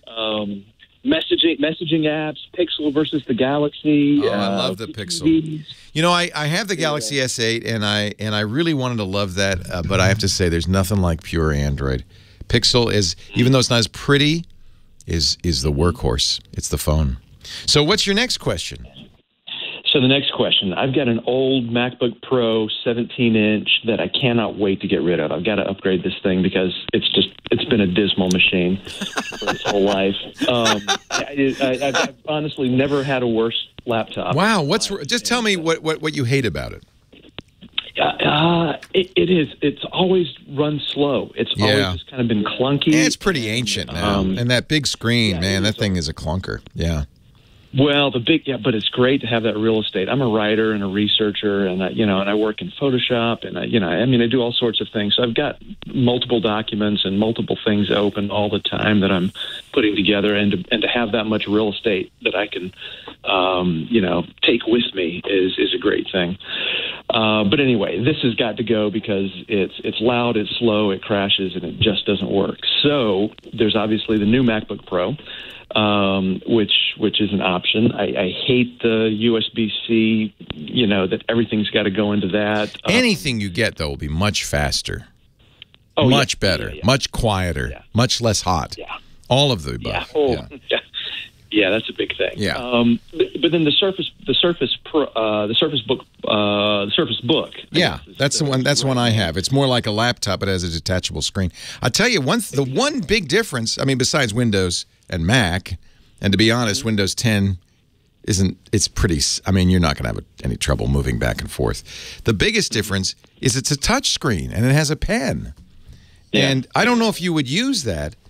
Apple has said, we're not going to ever do a touch screen. We've got iOS for that. I love it. I love the Surface Studio. I love the Surface Book. I think touch is huge. Yeah. I don't know why Apple... I've played around with it in the store, and just what you're able to do on the demo. It's awesome. You can't go very far. So if you think you could live with Windows 10, I think a Surface Book is a very good choice. Okay. Now you told Heather silence was important. Yeah, that kind of leads me to the next thing, because I need a tablet or a tablet type device that I can take into a sound booth, right, to record. Oh. Can't have a fan on it because the microphones will obviously pick up the fan and any other mechanical noise. That's another issue, because everything has a fan. Even the tablet portion of the Surface Book? Oh, that's an interesting question. Yeah, because the GPU is in the base and the extra battery is in the base. Yeah, I think it probably still has a fan, but you're right, it won't be very loud. I've never heard the fan on the Surface Book. That's an interesting point. Yeah, if you'd be content with the tablet... Hang on just a sec. I have to take a break, but I'll talk to you off the air because news is coming up and we don't want to stop for that. Leo Laporte, the tech guy. More in a minute.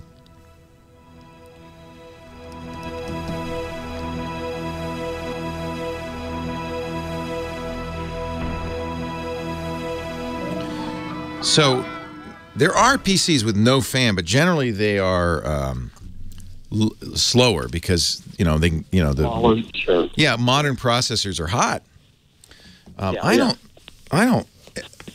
don't hear any fan coming out of the Surface Book, but even if they're boy, let me see. That's an interesting question. I hadn't really paid attention to that. Bringing like a MacBook, like their little thin MacBook. I think that might be a fanless design. But it's going to be a much lower power, but still be better than your 17. But yeah. Well, part of the issue is I really do want a good workhorse machine, right? Yeah. See, those are more likely to be noisy. Now, I have to say, with solid state drives, it's gotten a lot better than it used to. Right. Nothing will be as loud as that 17 was. No. The fan on that thing. I honestly, I probably had 5 Windows laptops, and then all of a sudden, I did a project on a little Mac, mini Mac, and it was great. That thing, and it was an old machine, and it just cranked through everything I needed. I thought, wow, I need a new laptop. I'm going to go with the MacBook Pro. And from day one, that thing was it was just a beast, and it's only gotten worse. And I don't know why I've kept it this long, but. I don't mind getting a laptop and a tablet, so that I can have my workhorse, because I needed a laptop for the recording aspect of things anyway. And what are you doing? What are you doing in there with the laptop in the studio? Are you audiobooks, voiceover? But what are you? So you're reading off the screen? Yeah, so it's just reading. It's just reading the script, reading the script off the tablet. Yeah, generally that's not going to. That's not. Any of these will get really loud if you're playing a video game, but if you just got a text screen on there, and you're scrolling through it slowly, I don't think it's going to go loud at all. Okay. I can't. I mean, I'm listening right now to this Surface Book. It's running the chat room in a browser. I can't hear a bloody thing. I think it's silent. I don't think the fan is on. And if it is, it's very, very quiet. Let me detach it. Yeah, I don't hear anything. So you love the Surface Book pretty well then, huh? Yeah, this is the Surface Book. Okay. Dell XPS, what do you think of that? Okay, so if it comes down to laptops, the Dell XPS is fantastic. You know what else it just came out and is really good is the 2017 Lenovo X1 Carbon. That's super thin and light, 2.5 pounds. Probably not going to have terrible fan sound, I would guess. They have a 15-inch version. No, it's a 14. Although should look at the 14s. I don't think they're too bad. Okay. So XPS, Lenovo ThinkPad Carbon, certainly the Surface, either Pro or the Surface Book, excellent choices. Let's see what else. Acer, HP too makes some very good ones that are not terribly expensive. So as soon as I said Acer, Siri. Any of those versus the MacBook Pro? I don't like the new MacBook Pros an awful heck of a lot. Mm-hmm. Okay. That Touch Bar I think is less than useless. It gets in the way. Wow. Yeah, I'm very disappointed. I ended up trading mine in for the Touch Bar list version, which I actually is very much like any old MacBook. It's pretty nice. The 13. I had the 15 with a Touch Bar. I mean, it's nice. You'd like the 15. It's the fastest. If you don't want to do that Type C stuff though, man, there's like the Lenovo X1 has Type C, 2 Type Cs, but it also has USB, Type A USBs. So you're not giving up your traditional dongles. Yeah, I walked into the Apple store a couple of weeks ago and started looking in the low model, the one without the Touch Bar. It's got the USB and it's got a card reader and it's got everything. And I thought, oh my gosh, Apple finally got some sense back. And then I started looking and said, okay, well, this is their, it's the old one. It's going to be way faster than I've got, but it's the old one. You can't get the bigger processor. No, the new one's all Type C. It's got 2 Type C. Yeah. So that's an old one. That's a 2016. 2015 model. So if you want USB, get the X1 ThinkPad X1 Carbon. Very nice. Let me see. And the Dell, I cannot understand why they put the camera right there on top. Because there's no bezel. Keyboard. They had to. There's nowhere to put it. There's no frame. Yeah. That's the beauty of that. The most insane. Well, it's the beauty, but it's insane. Well, it's shooting right up your nose. If you use that all the time, that's a deal breaker. If you use I like the XPS a lot, and I never do Skype on it, so it's not a deal breaker for me. But you're right. I mean, but that was the trade-off for having a bezel-less screen. Yeah, it's beautiful. So, but I would say HP Spectre, very good. Believe it or not, HP was junk for years, but they've actually kind of come around. I don't know who makes a 15. There may be a 15 in Lenovo. I would look around. Boy, everybody's loving that laptop. The Lenovo X1 Carbon. X1 Carbon. Yeah. I'll look into that. If it's the Surface Book where I can take that tablet off, I'll learn to live with the smaller screen. Uncle Bick is saying that you can change to passive cooling in both the Dell and the ThinkPad. That in the BIOS settings, you can go and say, I want no fan, please. And given what you're doing, I can't imagine you get any fan noise if you're just looking at text. Sure. All right. Okay. Enjoy cool. your new laptop. You're going to spend some money. Any great tablet? Yeah. Any great tablets out there that you love? No. No. In fact, I don't really like the idea of detaching a tablet. I do like some of the 2-in-1s, and Asus. The Asus, is it Asus? No, the Lenovo Yoga is very good. The Asus has a 2-in-1. Those are regular laptops, but the screen goes all the way around to turn into a tablet. Gotcha. Those are kind of nice. Yeah. I've never detached I never detached the screen on my Surface Book. Never. Yeah. And it took them about 8 months to figure out how to make that work. They were doing firmware updates for 8 months before it really worked right. Wow. All right. Well, I got a few options to look at and crazy decision to make, I guess. Yeah. And Pixel all the way over Galaxy. Oh yeah. Okay. No brainer. Good to know. All right. Cool. Thanks for the call. Thanks, man. Great show. Appreciate it. Bye bye. Well, hey! How are you today, Leo Laporte, the tech guy? It's time to talk about computers and the internet and home theater and digital photography. Time for me to help you spend money, save money, throw away money, whatever. 88, I like doing all of that. 8888 Ask Leo, that's the phone number. Let's talk high tech. 888-827-5536, toll free from anywhere in the U.S. or Canada. Let's go to Venice Beach. And Gina. Hi, Gina. Hi, Leo. Welcome. Thank you so much. You live in one of the most beautiful areas. I love Venice. Oh, I do too. But the Venice that I mostly love is going away. It's changed, hasn't it? Yeah. Yeah. There's just a lot of Snapchat is here and Google is here and all. That's right. There are a bunch of tech companies there. They all want to be there. Yeah. Yeah.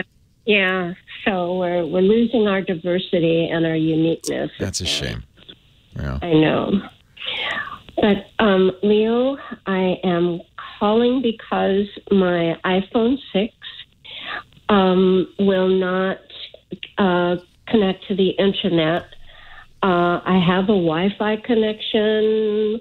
I've turned Wi-Fi on and off. I've turned my phone on and off. I've gone so far as to reset my phone, which incidentally, for some reason, it doesn't want to reset. And I tried to push the home button and the other button. Yeah, the hard reset. Yeah. Yeah. So, does it not get on Wi-Fi anywhere you go? If you go to a coffee shop, same problem? I'm offhand, I wouldn't know, but I'm pretty sure it doesn't because it does not. So that's the first thing I'd want to make sure is it's not something just localized. If you can't get on anybody's Wi-Fi, then clearly there's something wrong with the phone as opposed to maybe something with their Wi-Fi settings. Okay. Right. Okay. Try that. If it doesn't, you go down to your coffee shop and it doesn't work. Then it's possible that there's something in the settings that is keeping it from working, but it may also be that it's completely possible to have a hardware problem, and your Wi-Fi, that's a radio, and if that radio fails, you won't get Wi-Fi anymore. Everything else will work, but you just won't get Wi-Fi. Or if the antenna gets knocked loose, and the only people who can look at that and fix it really are Apple. Are the big guys. But you can go, there's an Apple store, I think, fairly nearby. You can go there, and they're very nice. Even if you didn't buy it there, that's their product. And so you could say, first thing I do is say, hey, I'm not getting Wi-Fi. In fact, that's a good place to test the Wi-Fi. They have free Wi-Fi in Apple stores. And say, I'm not getting Wi-Fi. And then we'll immediately know what settings to take a look at. Make sure that it's all set. But I do connect to the Wi-Fi. You do? I do connect. You just don't get any data. If I go to Google for a search, nothing. Just a blank screen, or does it say No, it just says no internet access at this time. Well, see, that's why I want you to go somewhere else and try it, because it may be so you're connecting to your Wi-Fi router. That's good, but it may be that you're not getting data from your Wi-Fi router, and that's exactly the message you'd get.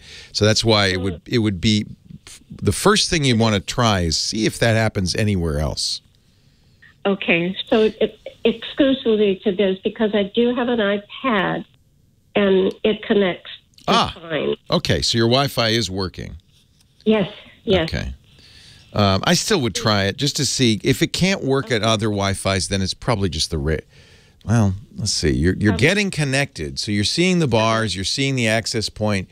It's connecting to it. It's saying connected, and it's got. This is a little more techie, but you can go in there and see if it got an address assigned, for instance. Well, no, I don't think I'm that. I don't think it's quite that much because I go to the Wi-Fi in the settings, and I'll close it and open it, and then I'll open it again, and then it'll look for Wi-Fi, and it'll find mine, and I put in the username and password, and it's doesn't tell me it didn't connect. Do you have to do the username and password each time? Not the username. I'm sorry. Just I have to do the password. Each time you have to do the password? Yeah. You don't have to do that on your iPad, do you? I don't believe so. No. Normally, if you enter the password once, it remembers it. Okay. So it does sound like there's something wrong with the Wi-Fi on that phone. Okay. But again, I would try it somewhere else to make sure. It's possible, for instance, for a router to reject a device and say, nope, you can't get on here. There's all sorts of things. Does somebody else manage your Wi-Fi, or do you manage it? We manage it. Okay. So here's a quick question.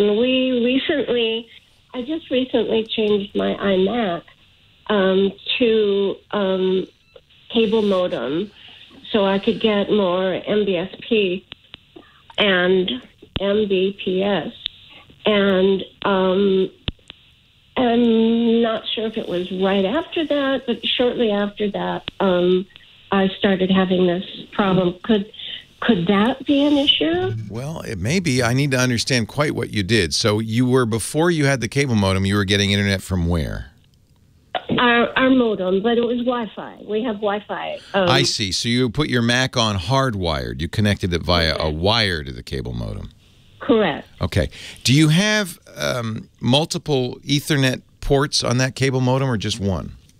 Yes, multiple. We have multiple. I hear your husband in the background. Yeah. Okay, that means it's a router.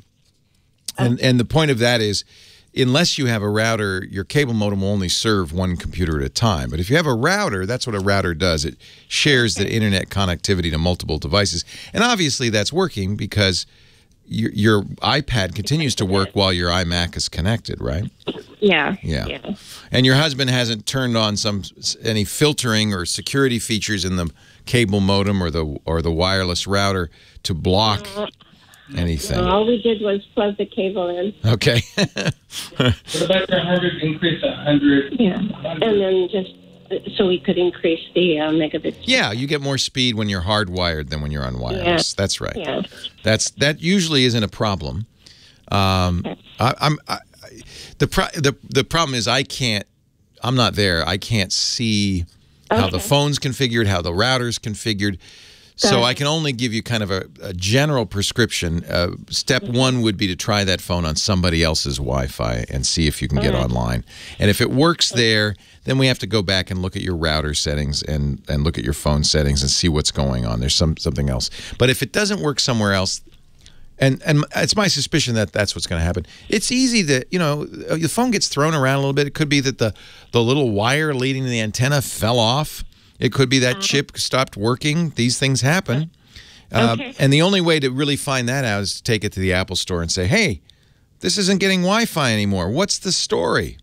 Okay. And they can either figure it out, and make a change, or they'll say, yeah, you're right, it's broken. Okay.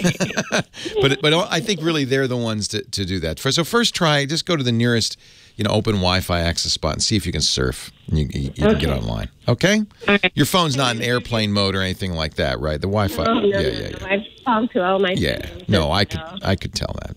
I just want to make sure. Yeah, give it a try somewhere else just to see. Will do. And all right. Thank you, Leo, so much for your time. Enjoy a beautiful day in Venice Beach. We so appreciate you being there. My pleasure. I'm glad to help. Thank you. All right. Take care. I'm jealous. I'm going to come down and stay with you. That's what I should do. I should just come down and help them. You got a guest room? I could just come down. No, all right. That's probably a violation of FCC rules in 15 different sections, right? Hosts may not ask to come over and stay with listeners. Leo Laporte, the tech guy.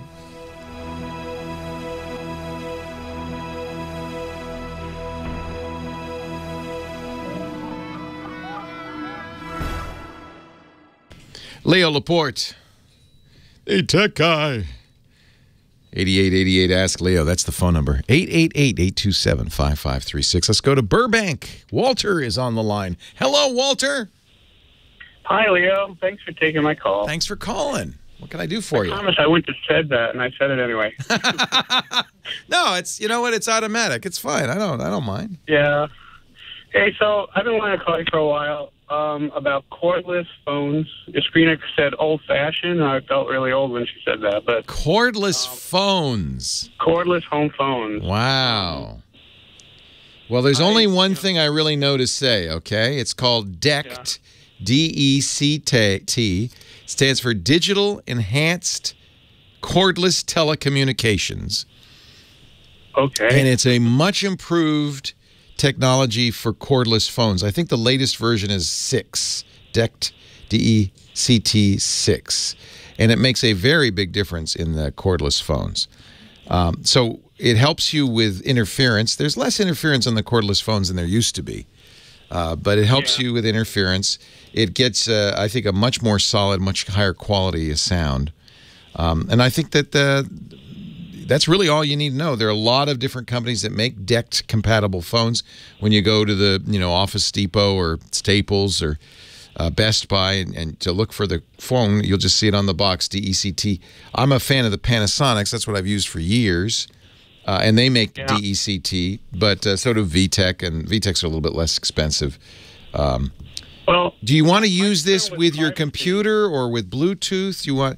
Is there any technology side to this? My question was really based on privacy. Like many years ago, I bought a Panasonic that used spread spectrum. Right. I was hoping that would protect me against people with their scanner. I had a friend who had a scanner. No, they figured out how to get around that. Yeah, pretty quick. So I've gotten, in the past, I used to make sure I was on a wired phone when I was talking to the bank or the credit card company, but I've kind of forgotten about doing those things, and lately I've been thinking about it. I'm a fan of your Security Now show, so I listen. I'm going to have to ask Steve Gibson what he thinks. I sent him a note, but he never responds to me, so I thought you might know. Yeah, he doesn't do direct response, and we've never talked about that. I'll have to ask him. It uses something called FDMA, which is, you've heard of CDMA, which is what Verizon and Sprint used to use. Phone systems used to use TDMA. DECT uses both FDMA and TDMA, which is frequency division multiple access and time division multiple access. So it is, in effect, spread spectrum. Uses 10 different channels. But I don't think there's encryption, which is, the only thing that would, guarantee that you'd have some privacy. Let me look, and I'm looking at the spec right now. By using FDMA, they're frequency hopping, just like spread spectrum did. So it jumps around in the frequencies, which makes it a little bit hard. I mean, that provides somewhat of a barrier to somebody getting into your stuff here. Let me see what it's using for security. Yeah, I don't see encryption. That's what you kind of like, is encrypted to the base. Yeah. Obviously, once you're on the base, now you're on wired. Yeah, kind of. I actually use, a VoIP? Yeah. So, those are pretty. Those are pretty secure. Yeah. Okay. Here we go. I'm looking at the Wikipedia article for DECT, and I'd point you to that. There is a section called Security, and it does look like it. In fact, uses a form of encryption. So Wikipedia says the encryption is fairly weak. However, fairly weak is better than none. Yeah. It looks like they've paid some attention anyway. Certainly this would be better than any other solution. It runs at 1.9 gigahertz, which is a good band. It's not interfered with by your Wi-Fi or anything, that you might have in it. But it's a high enough frequency that it's probably not going to transmit down the block, which is another way of kind of protecting you. Somebody'd have to be sitting on your curb to pick up your things. That's a great question. I'll ask Steve next time I see him if he has any information on this. But they do use encryption, but it's according to Wikipedia, not the strongest in the world. The encryption uses a 35-bit initialization vector, and the voice stream is 64-bit. That's pretty good. Admittedly, it's not as strong as, you know, PGP or something. But for a streaming system, I think 64-bit is pretty. Hey, it's better than nothing. Right. And it's still using spread spectrum, so I think you have a pretty good choice there. All right, thank you. You know, do you know the Maker Faire? I'm very well aware of it. We've covered Maker Fairs. I know the guys who started Make Magazine. I'm a big fan of everything that Make has done. Yeah. Are you a maker? Well, I work in prop special effects. Oh, neat. Stuff. Oh, neat. So you're a maker by trade. Yeah, I'm going to go there this year. I have a ticket for one day. I hope that's not long enough time. Oh, it will be, yeah. Maker Fairs are fantastic. You're going to go to the L.A. Maker Faire? No, up north. Oh, our Maker Faire up here in San Mateo. Well, that's the big one. That's where it all started, although there are literally hundreds of Maker Fairs worldwide now. Makers, the whole idea is just as there are software and hardware hackers, there are people who make things. It's kind of bringing us back to the days when we actually, you know, made things. Although in many cases, the things at Maker Faire are kind of a mix between your props and the kinds of things hackers might make. Digital technologies, kind of fun stuff. They have a lot of really cool demos. They also have places where kids can learn to solder. It's really, part of it is about getting kids back using their hands and get back in touch with the idea that they control technology. It's not just something they passively consume. I'm a big fan. If you go to Makerfair with an E at the end.com, you can learn all about Maker Faire, find one near you.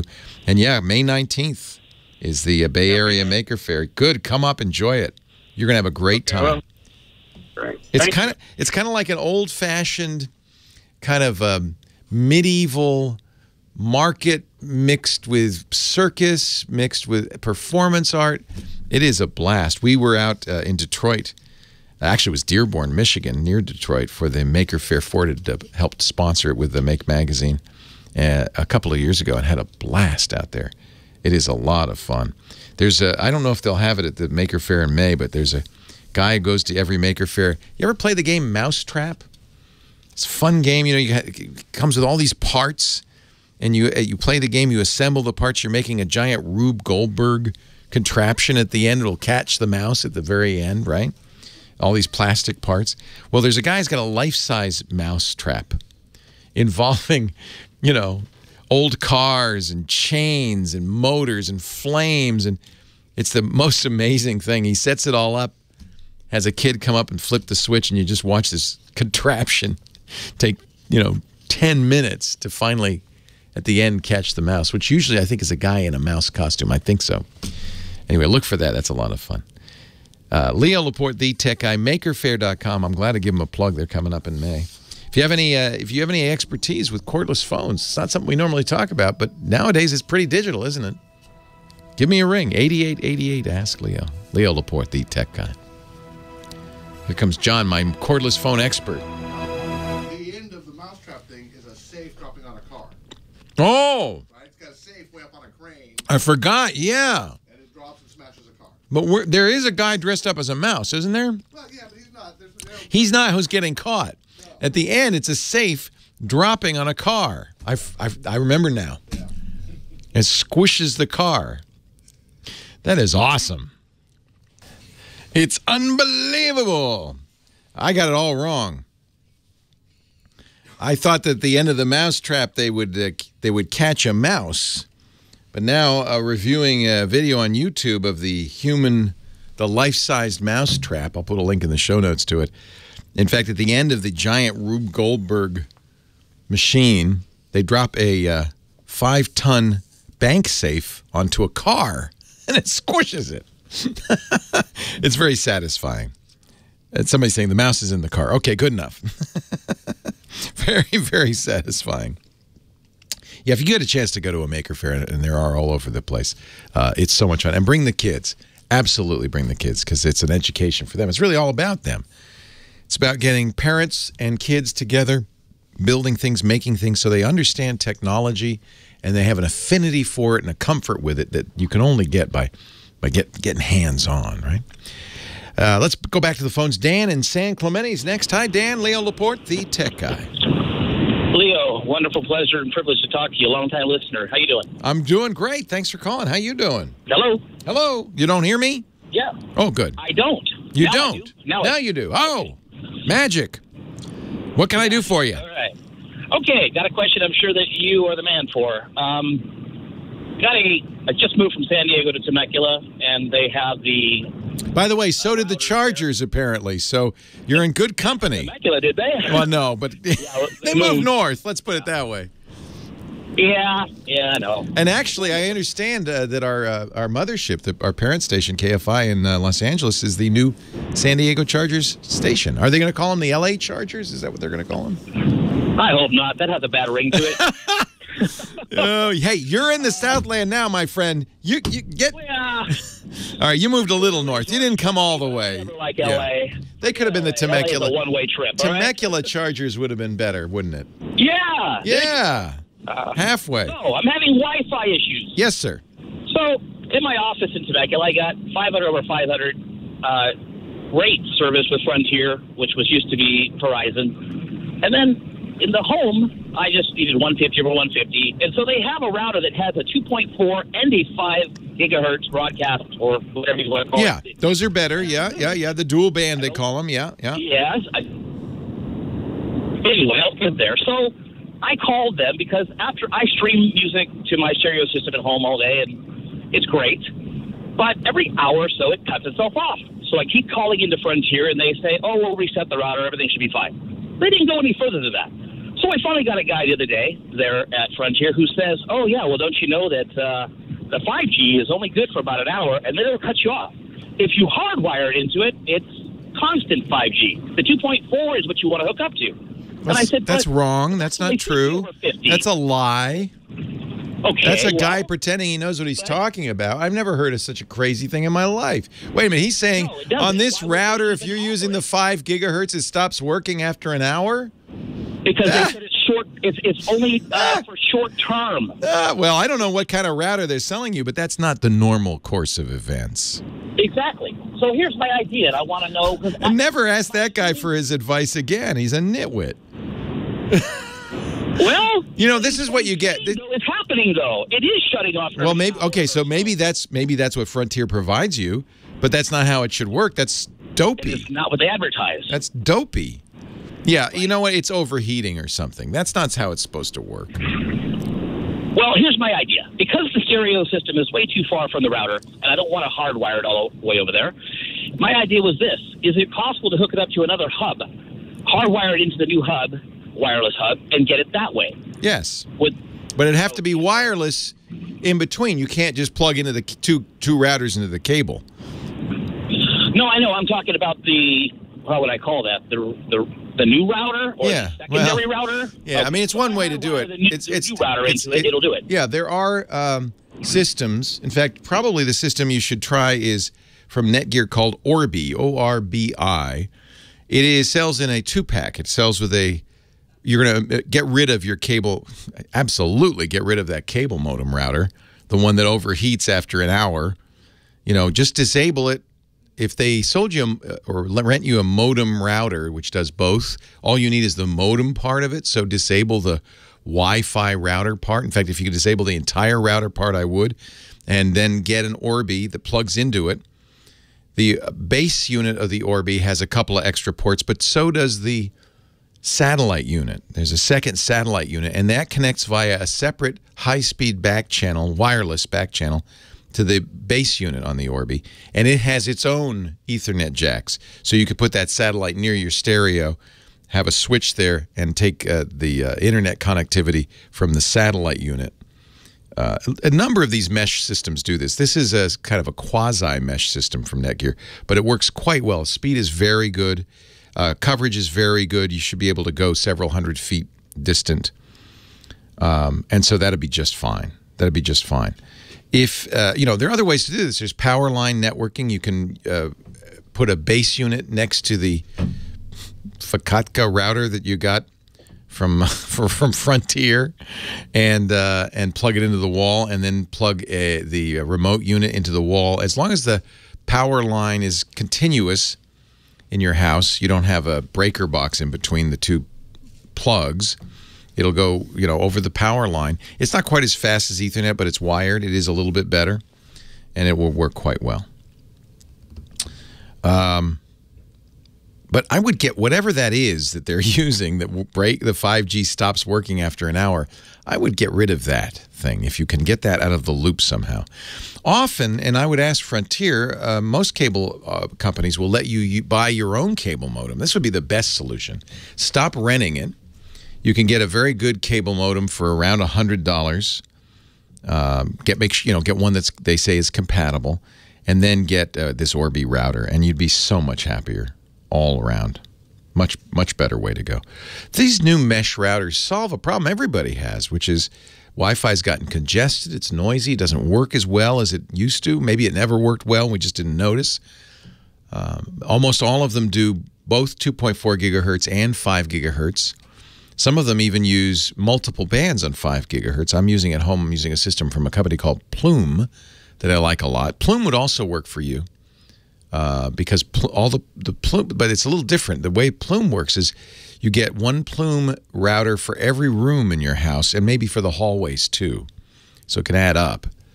But it makes a little pool of Wi-Fi around it, and each of them plugs into the wall and connects to the base unit, which is plugged into your cable modem.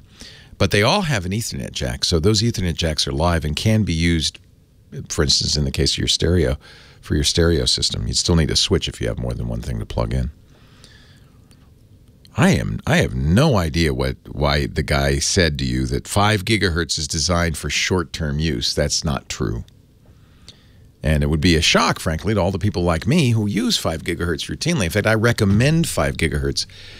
It generally is less congested, partly because it's, not all routers support it, but mostly because it doesn't go through walls very well. So it's much less likely your neighbor's 5 gigahertz signal will interfere with your 5 gigahertz signal. So 5 gigahertz is a great choice, especially with these mesh routers that can get you 5 gigahertz in every room. I think that for what you're doing, the Orbi would be a very good choice. That's what I'd recommend from Netgear. These aren't cheap, because you get two units. We're talking about $300 for most of these starter kits, and then you can add additional devices to it. We're going to take a little break. When we come back, it's the GizWiz, Mad Magazine's maddest writer, Dick DeBartolo. He's not only a funny guy, he's also a collector of oddball gadgets, and he's got one for us. He'll be joining us in just a few minutes. Leo Laporte, the tech guy. Don't forget the website, techguylabs.com. We have lots more there about those mesh router systems. I've been covering them for quite a bit for the last few months.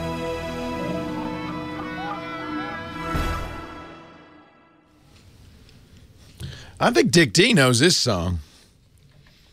Sing along, everybody now. I believe in miracles. Where you from? Mad Magazine's maddest writer. His sexy thing. It's Dick DeBartolo, and he joins us each and every week. Did you see I have my Snapchat spectacles here? Oh, my word. Have I worn these for you? I don't know. No. These are the ones that take pictures of people and upload them to Snapchat. Oh, my gosh. I found them in, you have a gadget warehouse where you put old stuff? Yes. I have like a drawer. I found them in my it's easier because I pay $400 a month. I know. The drawer must be like, what, $2? Yeah, and it runs out of room real quick, but that's okay because really most of these gadgets don't. But I don't know, sometimes you come up with something and you go, wow, this was all the rage a few years ago. Yes. Maybe I should send you they're these. hard to throw out. Yeah, they're hard to throw out. Do you have one of these? This is the newest. Everybody's talking about these fidget spinners.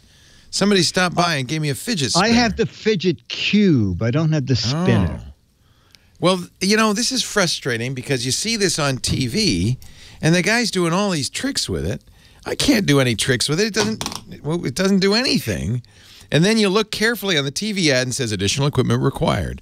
Oh, great. Like what? Like a wire to hold the thing floating in the air or something. Anyway. What do we have? So I was just proving that I, too, have a few gizmos and gadgets, but nothing like Dickie D.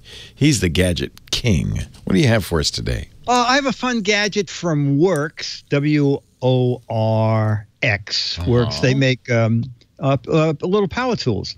So at a press event, I saw their new, I don't have one yet, but they said, why don't we send you one? Their new semi-automatic driver tool. Now, what this guy is if you're doing like projects like doing hinges or something where you have to drive a bunch of screws, this is a power driver with a difference. It comes with a little cartridge that holds 6 drivers, a couple of Phillips, a couple of slot, a couple of hex shanked bits.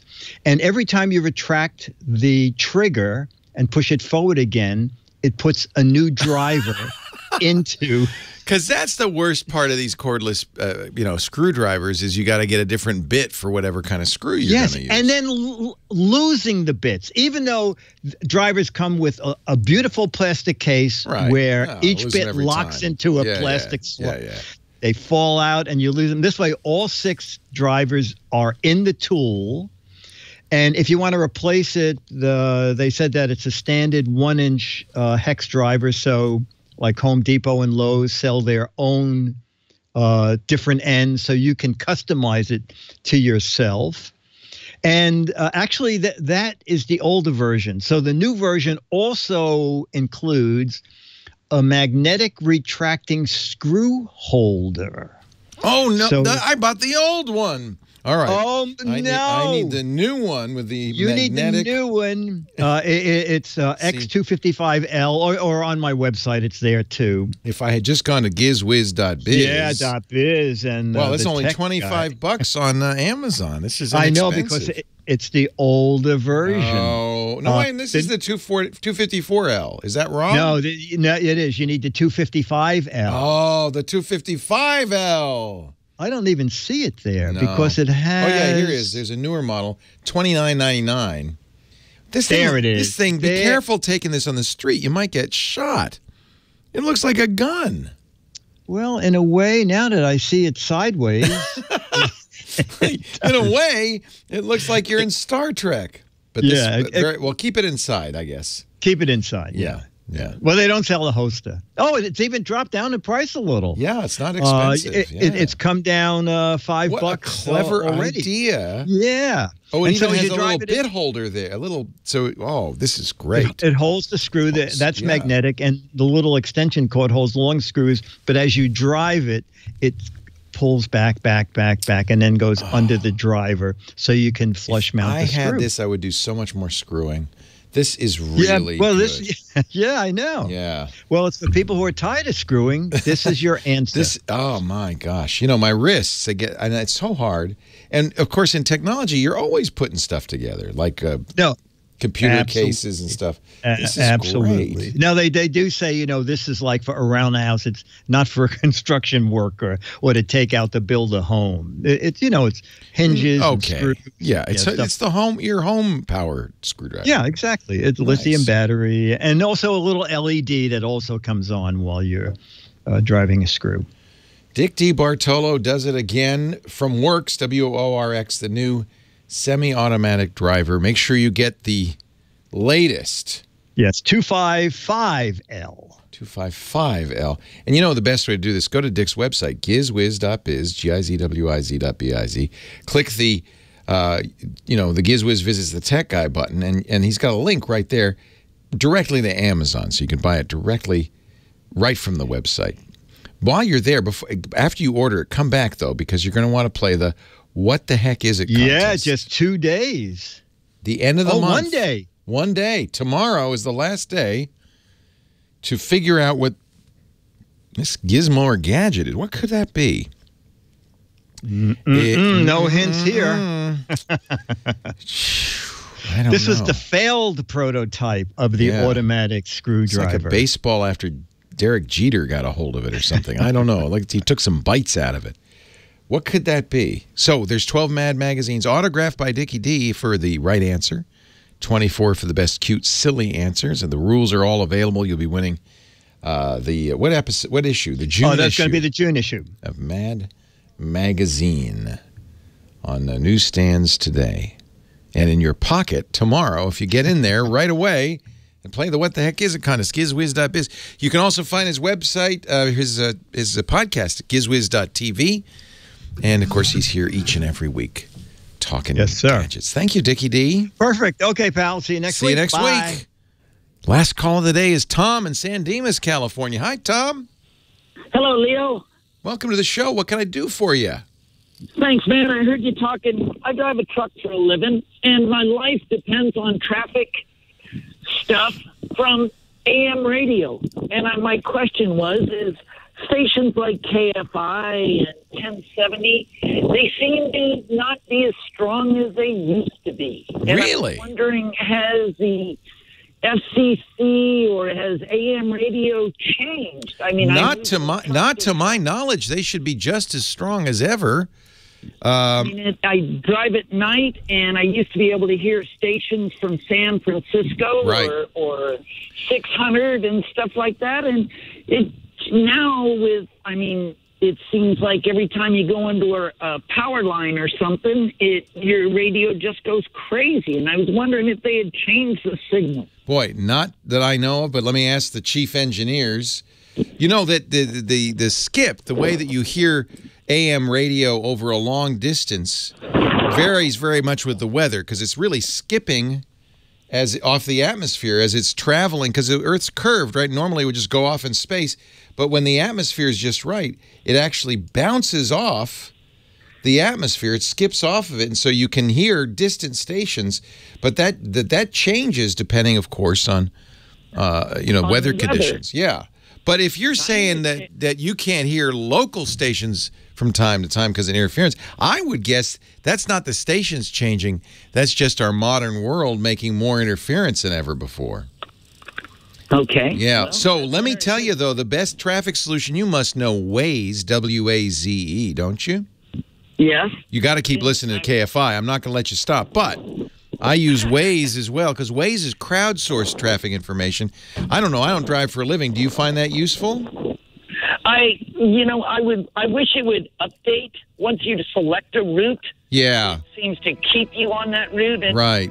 Yeah. We got to run. Leo Laporte, the Tech Guy. Hold on a sec. I'll talk to you off the air. Well, that's it for the Tech Guy Show for today. Thank you so much for being here.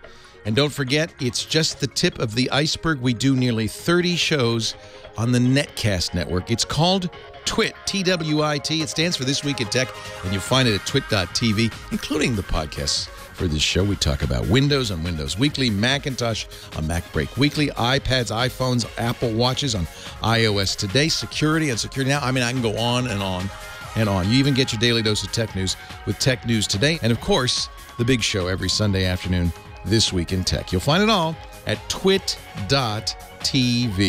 And I'll be back next week with another great Tech Guys show. Thanks for joining me. We'll see you next time.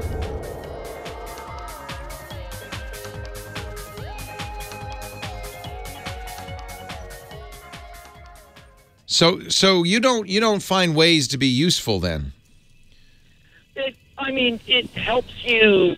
It helps you find a route. Right. But I want something that up to date. My deal is I drive from Irwindale to LAX every day, several times a day, and there's times that it might be faster to go the 710 as opposed, and it never changes unless I ask it to. Okay, so that's not good. Now, you could also try listening on iHeartRadio, because then you'd be, instead of listening through the airwaves, you'd be listening to an internet stream, which would be more reliable. Have you tried iHeartRadio?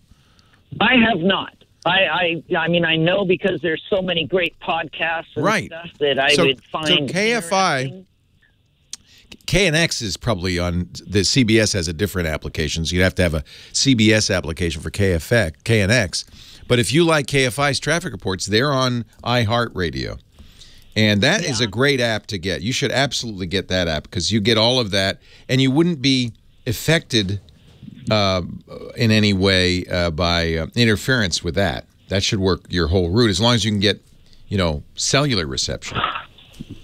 Right. Now, somebody's telling me that we actually, sunspots, let's see here, the sunspot cycle is at an all-time or a low it's in the low part of the cycle. And is that good for skip? N6 is a N6 IBI is a ham. Is that good for skip or is that bad for skip to have the sunspots be low? I would think that'd be good for skip, but I don't know. So he's a ham. He would know. And let me ask you, a ham would know very well. Have the oh, there are no local traffic updates on iHeartRadio. That's a bummer. Yeah. That's a bummer. Yeah, because they figure you're not listening locally, huh? They want you to listen to the radio. Right. Yeah, they put in a car for kids ad instead. That's no good. It's horrible. Oh, that's Sybil. That's my least favorite commercial in the whole I know. world. 1-800. Please stop. Maybe your antenna came loose or something. Let me ask Sybil. Sybil's a ham. So are radio stations not as good as they used to be? I think they're probably the same, unless they were told to change. Huh. I wonder if maybe your antenna came loose on your cab. Well, I moved from truck to truck, and I'm talking in my passenger car or whatever. I know that KFI had a huge antenna years ago come down that they weren't allowed to put back No, up. that's right. We did lose that antenna. Yeah, that's right. But it's in 870 KIEV and stuff. They just come in so weak where they used to all be powerhouses. Boy, I'm going to have to ask the chief and see what's going on. I would. But you're right about that. But that was 10 years ago. That KFI antenna. Right. Yeah. Right. Yeah. But you don't get. I drive late at night, all night long. I'm guessing. I would guess that you're able to hear San Francisco and all of those things, and you're not getting. I know hams complain, and I think this is the case. The cities are getting noisier. Neon is terrible for interference. As the infrastructure gets older, things like those big junction boxes, those big transformers, they get noisier. The power lines get noisier. I would bet you it's just aging infrastructure is making more noise and increased use of noisy devices like computers and neon signs and things like that. Interesting. Okay, I can buy that. Yeah, but let me ask the chief engineer because they would know. Okay, and I love your show, man. Thank you. To it every weekend, every chance I Do you listen while you're working? Oh, no, because I'm off Saturdays and Sundays nowadays. I'm loving this, but I would hear it when I did work weekends. I would do my best. Good. Well, I'm glad you listen. I really appreciate it. And listen next time. I'll see if I can get an answer for you. Okay, and I'll tell you the fun thing is waiting and listening to you online is to hum to the radio when the commercials are on. Yeah, we don't play those commercials. Yeah, up close and personal. Hey, thanks, Tom.